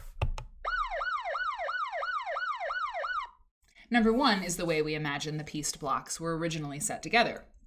Number 2 was an attempt to make the quilt look a bit less busy. Number 3 is my own. And since I am 80 years old, I felt less work and more speed could be forgiven by my younger friends. Oh, we love you. We love you, Edith. The colors are the same in all the quilts. I love this. Oh, wow. That's really cool. Look at that. That is really, yeah, that's great. Look at the difference between number 3 and number 1. And how weird is it that I just talked about 3 versions of the logo that we are going to choose from, and right as I said that, we have this page of 3 options for 1 pattern. You know what I'm saying? I'm just saying. I don't love the sashing, I have to say. Not super into this. Okay, page 17 was information about the quilt that was on the cover. Just about like where it was from, you know, things. I think. Yeah, on the cover. Each square of the quilt on the cover contains 100 pieces. They're crazy. Oh yeah, so we've seen this before. We saw this little feature before. The Children of Many Nations quilt. Hang on. So this is the 3rd block in the series. We looked at this before when we saw when we looked at an issue from the 70s. We saw this, the Children of Many Nations. It's like a block of the month basically that they did. The 3rd block in the series shows a country lass from Europe. It's pretty general, but okay. The block pattern. So yeah, so you know, this was like this little quilt they were showing people how to make.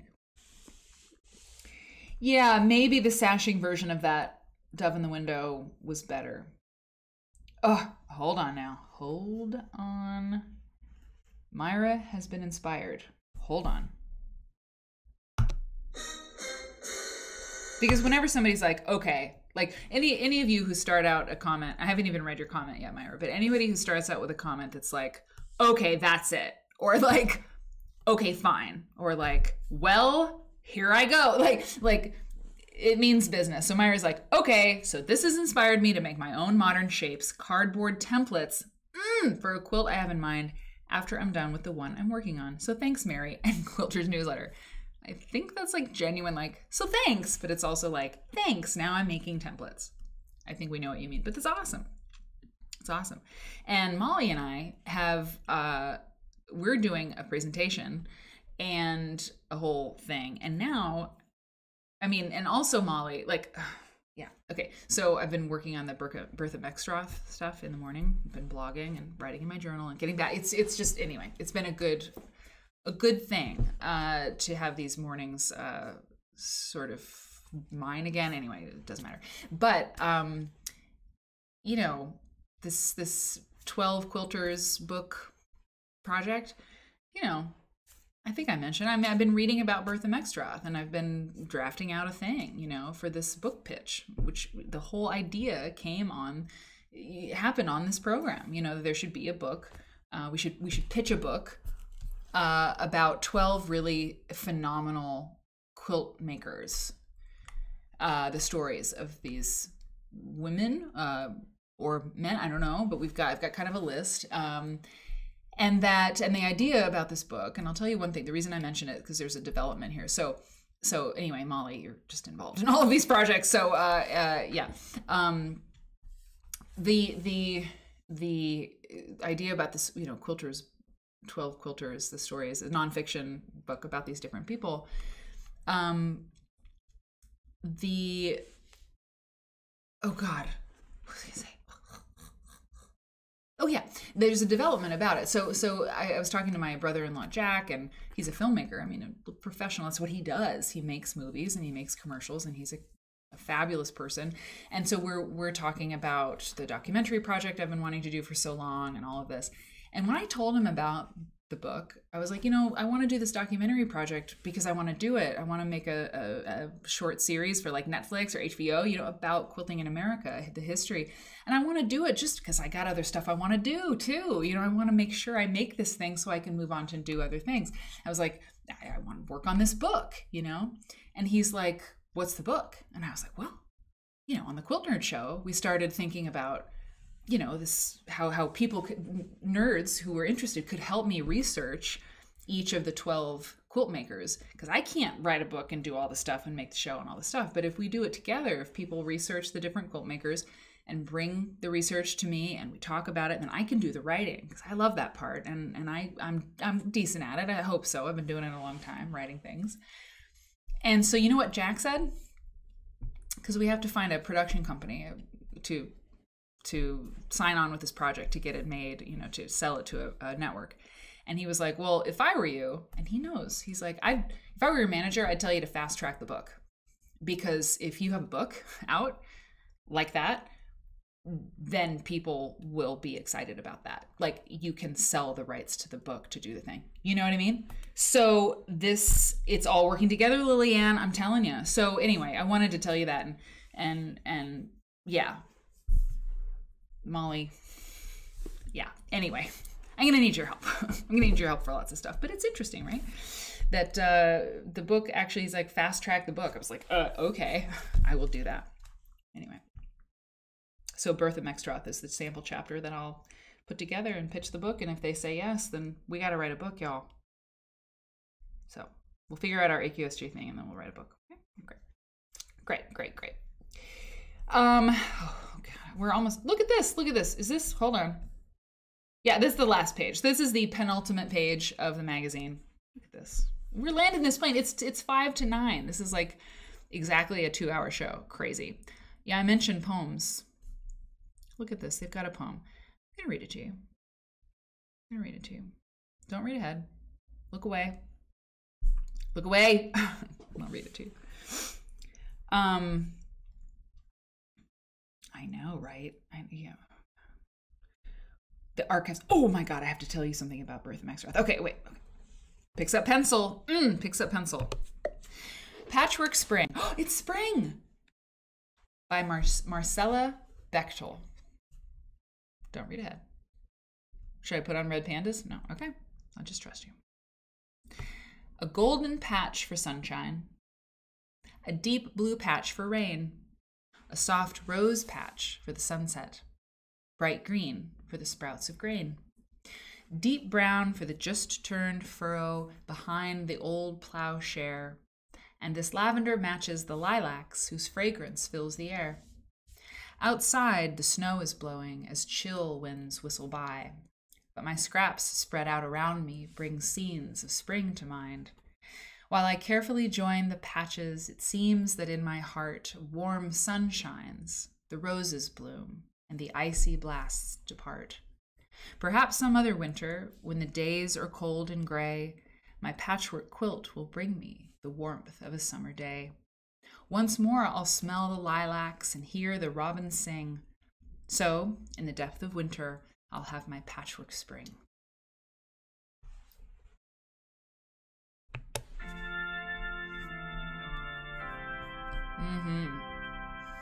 Nice. Very nice. The book's listed at the bottom of page 22. Book's listed. Oh, look at this. My great cats. It is nice. Hey, it's first time chat from TP Poker. TPP Poker. TP Poker. I'm so glad you're here. We do a little champagne cork for I don't know. We do it a lot. That's for you. Thanks for following. I'm glad you're here. Yeah, I mean, welcome to the thing. We do a thing. We love it. We love the thing. And one of the things I was going to mention about the thing, everybody, is that I had this when we were up in Wisconsin. I went to the beach, the stone beach, and I had a little think. I sat down. Yeah, oh, look at all those welcome baskets. They're for you, TP. They're for you. It's like that's the vibe. That's what we serve here. That's what we're serving. I had a little thing, and I don't smoke cigarettes. I did on and off in my life, you know. But I came by, cigarette came my way. So I sat on the beach and I had a cigarette, okay? I had it, okay? I did. And I thought about this show, and I thought about the goals for it. And I'm not going to do that anymore. Eric and I talked about it. I'm like, I'm not going to talk to people about, like, you know, what I'm going to do with the show and all that. If I want to do like a focus group, I'll like ask you all, you know, but I'll say this, and then I won't bring up like how I'm going to grow the channel or what I'm going to do. I won't do that as much as I've been doing, because I don't think that's interesting. We came here to talk about quilts and hang out and look at red pandas and, you know, welcome new people. But I will say this, and then that'll be it. I want to grow things, and sure I have these goals, but you know what? I fucking like this. I like hanging out with you. And if my goal is to do something I enjoy and to learn and to meet like-minded people, well, I have those, and I am learning, and I do enjoy it. And so I had this moment of Zen. Smoking's gross. I kind of didn't even like, I kind of felt gross after I did that, but the think was very good. And I was like, you know, you can be satisfied and just keep doing what you love to do, and nothing's wrong. Or you can be like, oh, what are you gonna do? Like, is the channel growing? Is it not growing? Blah, blah, blah. And so I kind of like, I don't know. Like, I think I'm just gonna keep doing what I'm doing, make things happen, because it is fun to see more people come and hang out with the show and be here. And there's more of you. Like I've said, there's more of you out there, and they should be with us because it's fun. But like, I think I'm not going to worry about it so much, you know? It means I can't do Twitch full time. I have to keep my day job. But you know what I'm saying? Exactly, Myra. Like this, it's the best, Robin. It's totally the best. Christine, 615, 1000%. So like, TPP Poker. I've added a third P. Thanks, and may I say you're an amazing host. Hey, this is fantastic. It's a fantastic stream. Oh my god, wait a minute. You can come any old time. Stellar engagement, content, fun interaction. You're amazing. I consider myself an expert quilter. Whoa. And I was considering charging for my work, but I've always just given my creations away. What are your thoughts on monetizing my hobby? Okay. TP, this is one of the benefits of not having like 1,000 people in the chat, right? It's like, excellent, you've come to the right place. Let us focus on your question. I appreciate your compliments, by the way. That's amazing. I appreciate you. So you're considering charging for your work, but you've always just given your creations away. What are your thoughts on monetizing your hobby? Well, first of all, I'm going to answer in my way, but pay attention to the chat, because these people in this room, these are very smart, experienced. Well, so some of them are new quilt makers. Some of them don't make quilts at all. Some of them have been making quilts for a long time. Some of them are art quilt makers, would define themselves as such. Some people make all kinds of things. So like, this is a really cool group to ask a question like that. So pay attention to that chat, and I'll answer it the way I would say. Yeah, Jill, Alex, I've made awesome people. Yeah, exactly. You know, just blow bubbles instead of a cigarette. 1000%. The logos, yeah, the logos are coming up next. So we're pretty much done with the Quilters newsletter issue. It's amazing. Oh, and Beth Gutchin. Yes, offering books. Okay, so here's the thing. Let me put the, I'll show you the logos. And I got to give you a coupon code for the AQSG thing. But while we answer this question, let me do this. So my mom, Marianne, says, there's the jazz. Mom has always said to me, the more you give, the more you get. Okay. Now, so I've got like the emotional, like touchy-feely response to you. And then I've also got a response from a lawyer, okay, who's a friend of mine. And she's a quilt maker. Okay. So mom says, you know, the more you give, the more you get. And I think she's right. She's right about a lot of things, but you know, this show, like, for a while I had on the Twitch page the video on demand. Like, as soon as the stream ends, anybody who's watching right now can go to my Twitch page and play the episode right away. And for a while I took that feature away, and only subscribers could watch the videos on demand. And I tried it for a while, but what I realized is, you know, people need to be able to access the show to know if they want to watch it. It was a tricky thing because I had to figure out, like, you know, monetizing versus basically, you know, giving a little bit of it away ultimately is a better choice than making it protected content for this is even a very good example. Okay, let me start again. Let me just say that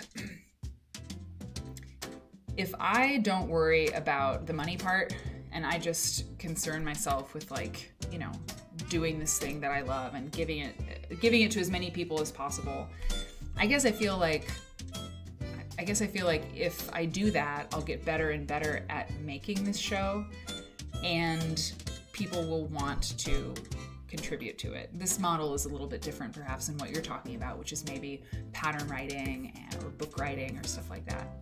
So my mom has said, though, the more you give, the more you get. And I think that that's the case with this show. If I give more, if I don't worry too much about the income from it, because you can make a lot of money doing Twitch. I mean, if you have like a lot of subscribers, like, it can be your full-time job. That'd be amazing. I would love that.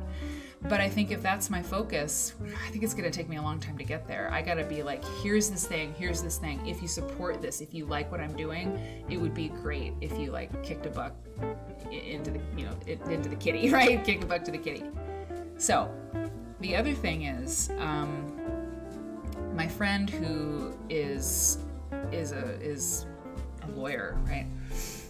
I hope you get thousands of views. Thanks, TP. God, I feel like I could be. There's so much to say about this. Like, I think that's why I'm getting, like, a little bit caught up. Yes, TP. Molly says she's a smart cookie. I think you can't put a monetary value on your skill and time. And that's the thing, Molly. It's like, how do I charge for this content? Like, when I come to you all in TP, I'm sure this is the same for you.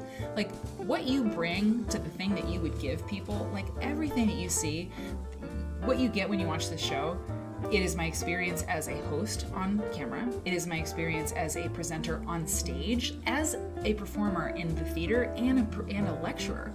I mean, I'm pretty nimble. Like, I can kind of handle stuff that comes my way. I can smooth things over. I can, you know, like, that's experience. I'm 42 years old, and I've been on stage for a long time.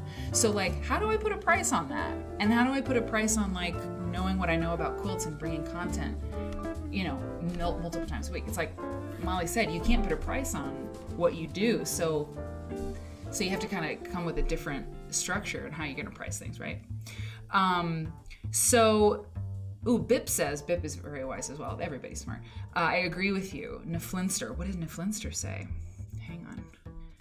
I should have just read what you all say because I'm not doing a very good job. Quilters are typically such sweet people. Most of the time. You know, we always meet a few. But Niflinster says, I found that when I try to sell my work, my attitude is completely changed. Okay, because if they're paying you, you aren't doing it out of joy or passion. Totally. El Rig says, I tell people they wouldn't want to pay the price I'd have to charge. If you get one of my quilts, it's because I love you. God bless. We are a very interesting stripe of people, the quilt makers, you know. When it comes to the money part, the economics, it's a very, very interesting group. Yep, and Kenny says, same, Neflinster, it's a more clinical feeling. The freedom and passion dissipates. TP knows what you're talking about. And Molly sold a pair of knit socks once. It was exactly the case for you, DeMarie, exactly. The crafter's paradox, indeed.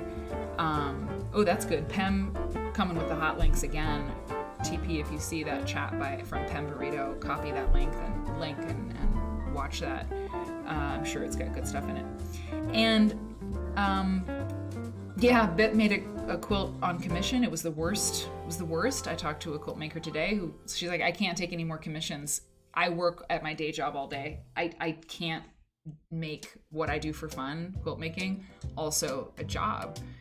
And Alex Anderson told me once, the great Alex Anderson, she said, you know, she was talking to me and my mom years ago, I forget where we were, but she said it's the first, lately, since she had done less work, she was working, you know, she was not retired, but she was doing a lot less than she used to. She's like, I realized I have not played in my studio, I have not played around in my studio in decades, because she made quilts for work. And she did all of that design stuff, you know, professionally. And she's like, I forgot how to play around. Okay. Tea poker. I hope you get, oh yeah, okay. So, yep, M. Hicks is giving things away. So, okay, so here's the other thing. Yeah, commissions, T&M contract. Crafting as content is about the best way to go. Twitch crafters, IG accounts, selling patterns, unless you want to charge for long arming. So, yeah, wise group. Okay, so here's one other thing. So, ooh, My Great Cats. My Great Cats is a non-quilt maker? I didn't know that. We love people who are in this room who don't make quilts. It's like, it makes us all feel very cool. Just want you to know that. But you appreciate the quilt given to you and you cherish it. We appreciate that. Myra, same here. I've given away 2 of my 4 quilts I've made. See, we have beginners here. We have beginners, we have advanced people. It's so cool. The satisfaction of giving away a quilt, Myra says, is priceless. I'm making one for a friend's kid right now. I'm so happy just doing it and learning. You can't put a price on it. So, thanks, My Great Cats. So here's the other thing.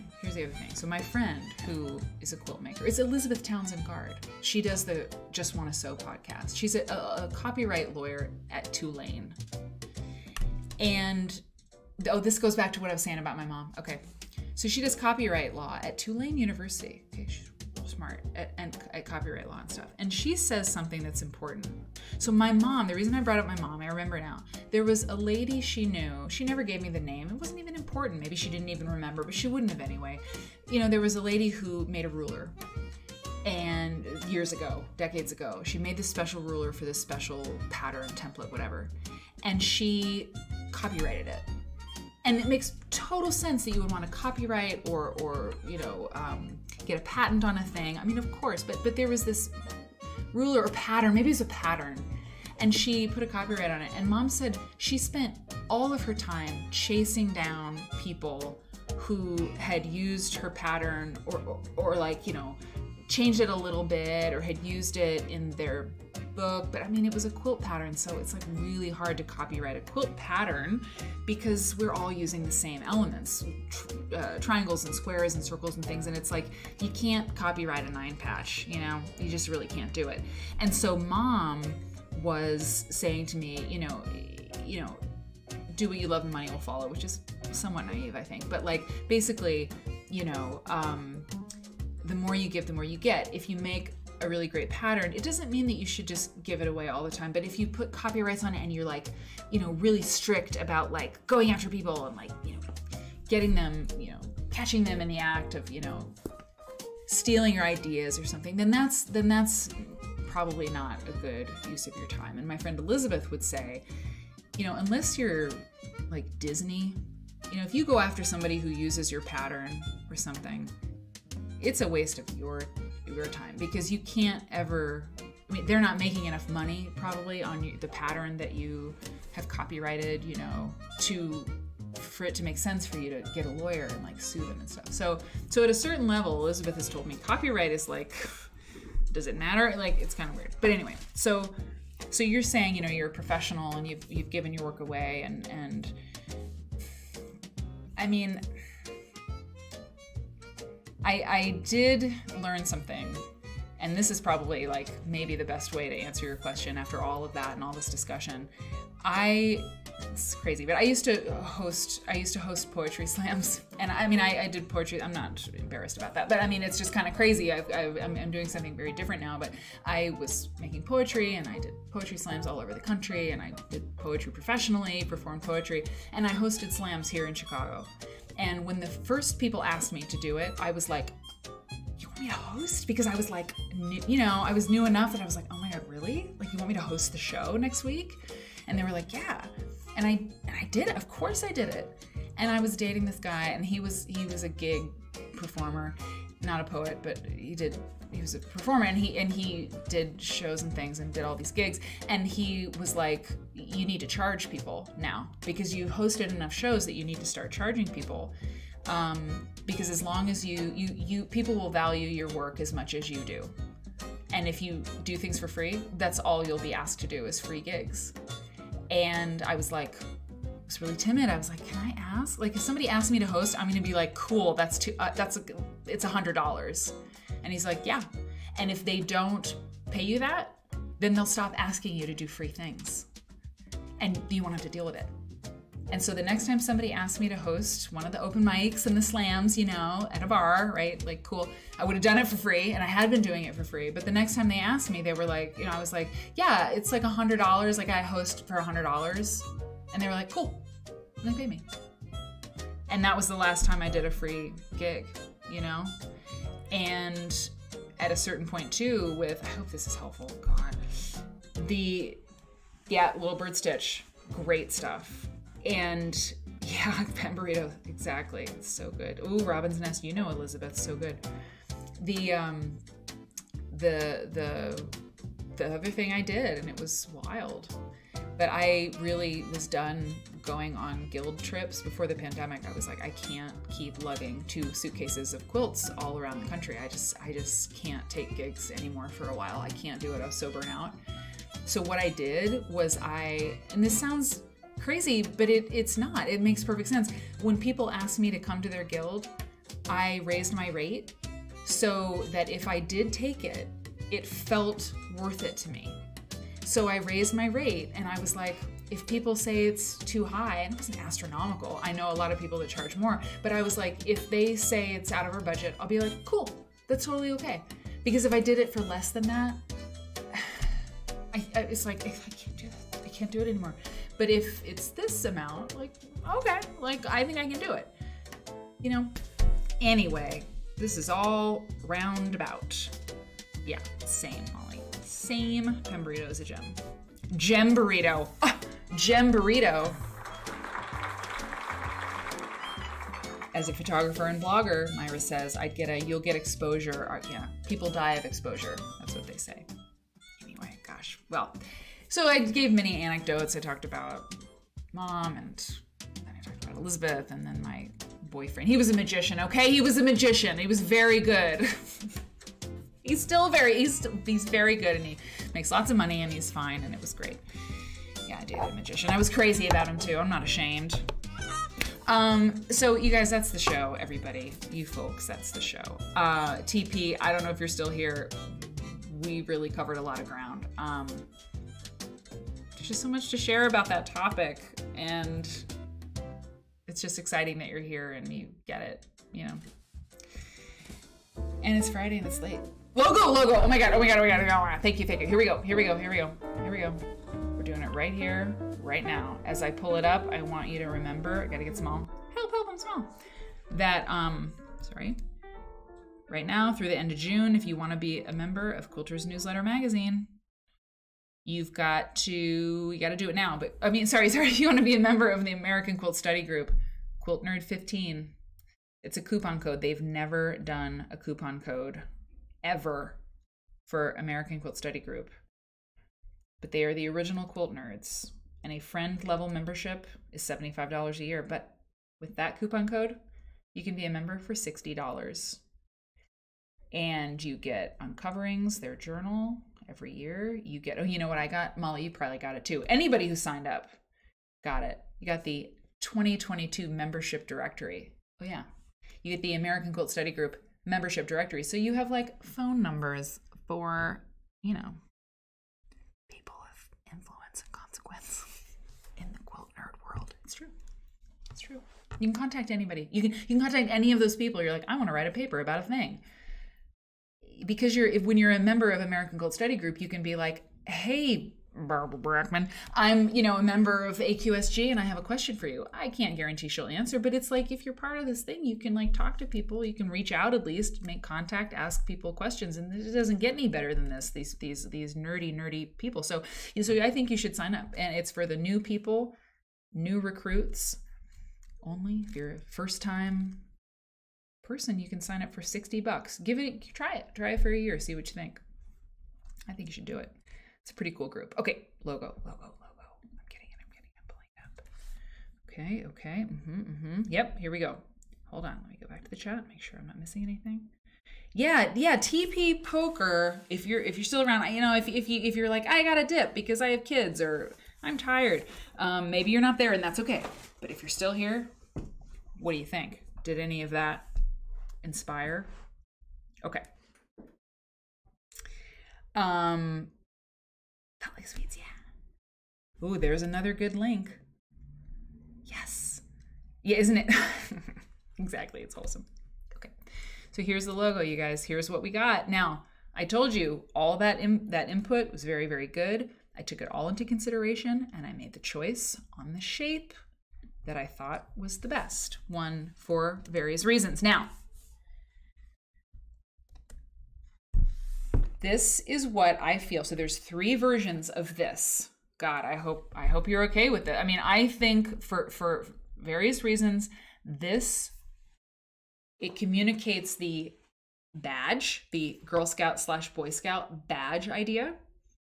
Think of it as a button on your lapel at the AQSG seminar that you go to in October. You know, and you're like, I'm a quilt nerd, and it's this beautiful enamel pin. So, you know, it communicates that. We get our nerd glasses, which I think are hilarious and adorable. So we get that nerdy thing. We also get quilt block. Yeah. Okay, good. Oh, quack. Good. Yes, and we'll talk about colors. Yeah, it's our logo. Yeah, exactly. I've got to make the ultimate choice, and I did. So there were many good things. The book was really cool. The book that opened up and the quilt, you know, came out of it. But it's got to look good, simple. It's got to be simple. It's got to be clean. So this, once we get color, and it looks a little bit like a globe, you know, because we really talk about the whole world of quilting and stuff. To me, it was the most cohesive. Now, the decision we have to make, aside from color, so there's this pair of glasses, and there's this pair of glasses, because we all said that the glasses we had before, that he had before, were too Harry Potter, 1000%. Neither of us really saw it until we all talked about it, and you were like, I'm getting Harry Potter vibes on those glasses. And indeed. So I didn't want to do cat eye glasses because those are too feminine. I mean, they're gendered, and it was just, and I also think the cat lady thing is like a trope that people use on quilt makers. That's kind of like, they use it in a derogatory way. The crazy cat lady quilter, like, we're not dealing with that. So this is kind of like the horn rim thing, which is cute. It looks like a lifesaver. I love it. Oh, the economy block. That's great. You love it. It's the best. Oh, it's okay. It's okay. You always come in and say something lovely toward the end. Your email is amazing. Thank you. The second, 70s vibes. Okay. I am feeling this also. I am feeling these A, B, 1 or 2. A. Okay. People like A, people like B. It's a toss up. Okay. So, why are you doing that? So this one is, 1950s, you know, Kevin Costner and JFK, right?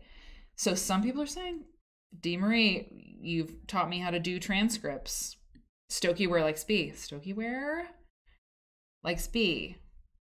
Okay, now, I think, hold on. Now I'm going to show you C, but C is not about the glasses. It's about the quilt block. So here's another thing. You may notice, we've got the economy block. Okay, I'm just going to restart that. Okay, economy block here on A. Okay, so the glasses are, you know, a decision to make, and the block is a decision to make. Okay, it's not that these glasses have to go with this block. On B, we have a quarter square triangle. To me, and then C, I scanned that in wrong, is a log cabin. I wanted to see it. I think it's too busy. It doesn't have color in it, it's true, but it needs to read quilt. It needs to read patchwork. What he had before looked sort of harlequin. It was more, it didn't read quilt to me as much as it read like a harlequin sort of thing. So I gave him lots of quilt blocks to play with. It's too busy, right? It's too busy. It's too busy. Okay. Okay. People are feeling this. Get it. Love it. Love it. Love it. So B. So the quarter square triangle. I think the quarter square triangle is more universally quilt-like than the economy block, right? Because the economy block, doesn't it kind of have to have something else kind of next to it so you know what you're looking at? Yeah, A all the way. Okay. No to log cabin. Yep. You like the economy block? Okay. Okay, Stitch and Deb. So everybody agrees C is out. Okay, Bip is saying, Bip, A for the glasses, you like the 50s glasses, but you like the quarter square triangles. Yep. It's interesting. It's so funny. Like, you all, I'm very bad at like getting this feedback because I'm like, oh yeah, I totally get it. Yes, that's the right thing. And then someone else makes a very good point about something else. And I'm like, oh my God, you're right. M. Hicks, I think A, because the glasses are a bit more modern. Sorry, than the B. That's true. That's true. These are more like in style. You know, this sort of retro. Yeah, let me make it smaller. Like, So that's smaller. It is good to think, you know, to look at these things like a little bit, you know, from a distance, right? From a distance.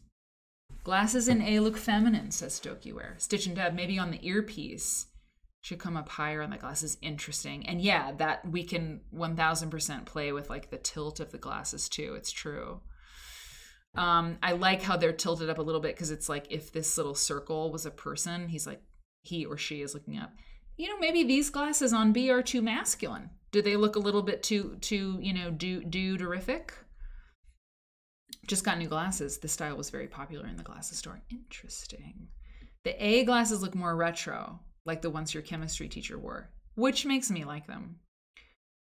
Quarter square triangles has a danger vibe, like stay away. Really? Huh, interesting. Okay, so let me put this in there before we close out. Just because it's, you know, it's getting late, whatever. Hazard symbols. Okay, Charles is saying the same thing. It looks like hazard symbols. True. Okay, so let's talk color though. So I love a little red. You know my logo, the Heart Plus logo. Don't cut with my fabric scissors, exactly. So Heart Plus, this is my insignia, I should say. My trademarked insignia, Heart Plus. I love that crimson red. So I told Rohan I want a little crimson red in this logo, but you know, not an overwhelming amount. So here's what I don't like. And this is going to be hard for us to discuss because we don't have like paint and visuals. I mean, this is a black and white thing and we're using a chat box, you know, so it's not like put purple in the thing and then put the, wait, what? Put purple where or whatever. So it'll be tough. But what I can say, actually, speaking of purple, the reason I mentioned purple is I don't like purple very much. My colors that I don't usually use in quilts are green and purple. Yellow just a little bit, but yellow depends. But I love gold. But purple and green, not so much. I love red. I love black. I love white. But this is not a red, black, and white logo. That doesn't make sense. That's like newspaper colors, you know, red, black, and white. Anyway, so we're going to have some different... Oh, Kenny. Hell yeah. And this is why the embroidery, you know, rendered as an embroidery file, 1000% they could. And that's why I wanted it to stay clean enough that it could be used in these different applications and not get too crazy. The book just got a little crazy. Anyway. So I'll have different colors. I'll have, you know, these things put into play as we look at different colors, you know, but we're almost there. I mean, you have to choose, you know, you have to choose the logo at a certain point. You know, you can't keep thinking about it. And I want this logo because I want the merch. I do want the merch. I want to be able to make pencils and tote bags and planners and things because it's fun, not because I want to make a ton of money. Like, come on, if you're gonna make a ton of money, is it gonna be through tote bags? Like, no. And like, money is great, but like, it's fun, you guys. I have fun with this project. I love it.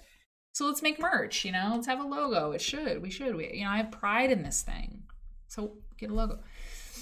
So we'll look at colors, you know, oh yeah, see, that's wrong. We'll look at colors and I'll, if it makes sense to bring that back to you guys, I'll bring it back to you and say, okay, what do you think? You know what's interesting? A star. Did he do a star mock-up? He didn't do a star mock-up. You know, here's the thing. A new computer sticker, same, Mother Nature. Green, growth, money, nature. I'm not opposed to green. I'm not opposed to pretty much anything. Purple, it just never, I don't know. Purple just doesn't, I don't care for it. It has to be a really good purple for me to dig it. Anyway, I think as I'm looking at this stuff, I actually am seeing the economy block as being very patchworky. And that the quarter square triangle, in fact, is maybe the unit of patchwork that needs something else with it in order to be truly glorified as quilt patchwork. Because it's true that that motif does show up in other places. This is especially if the background if the setting pieces, if you will, on the sash are one color and the economy blocks themselves are another. So very interesting. Yeah, the white Quilt Nerd on red. I know, Liz D, I like it too. Any color with white and gold. Yes, Stitch and Deb. White and gold, love it. Love it. Yes, exactly, Pam, exactly. Green, yeah, green offers strong contrast. I'm okay with green. It's purple. It's not me. That's all. It's fine color. We need it, but it's not me. So this is interesting. So people were saying, here's what I'm going to do. People like these glasses. The B glasses are getting some love. I'm going to have Rohan do this. I'm going to have him put the B glasses in A to see that. And maybe we'll play with the angle of the glasses and stuff. You got to make decisions. You got to do. I think this is nice, and but I would like to see the other pair of glasses in here, and then we'll put in some color and we'll see. I think it'll just be great. Nerdy quilt movement badges for smarty pants people.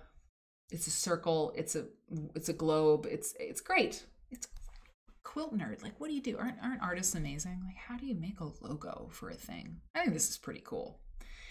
So I really appreciate the feedback. This is awesome. Yeah, exactly, Pam. Ooh, how about this? How about every year there's a different quilt block on the sash?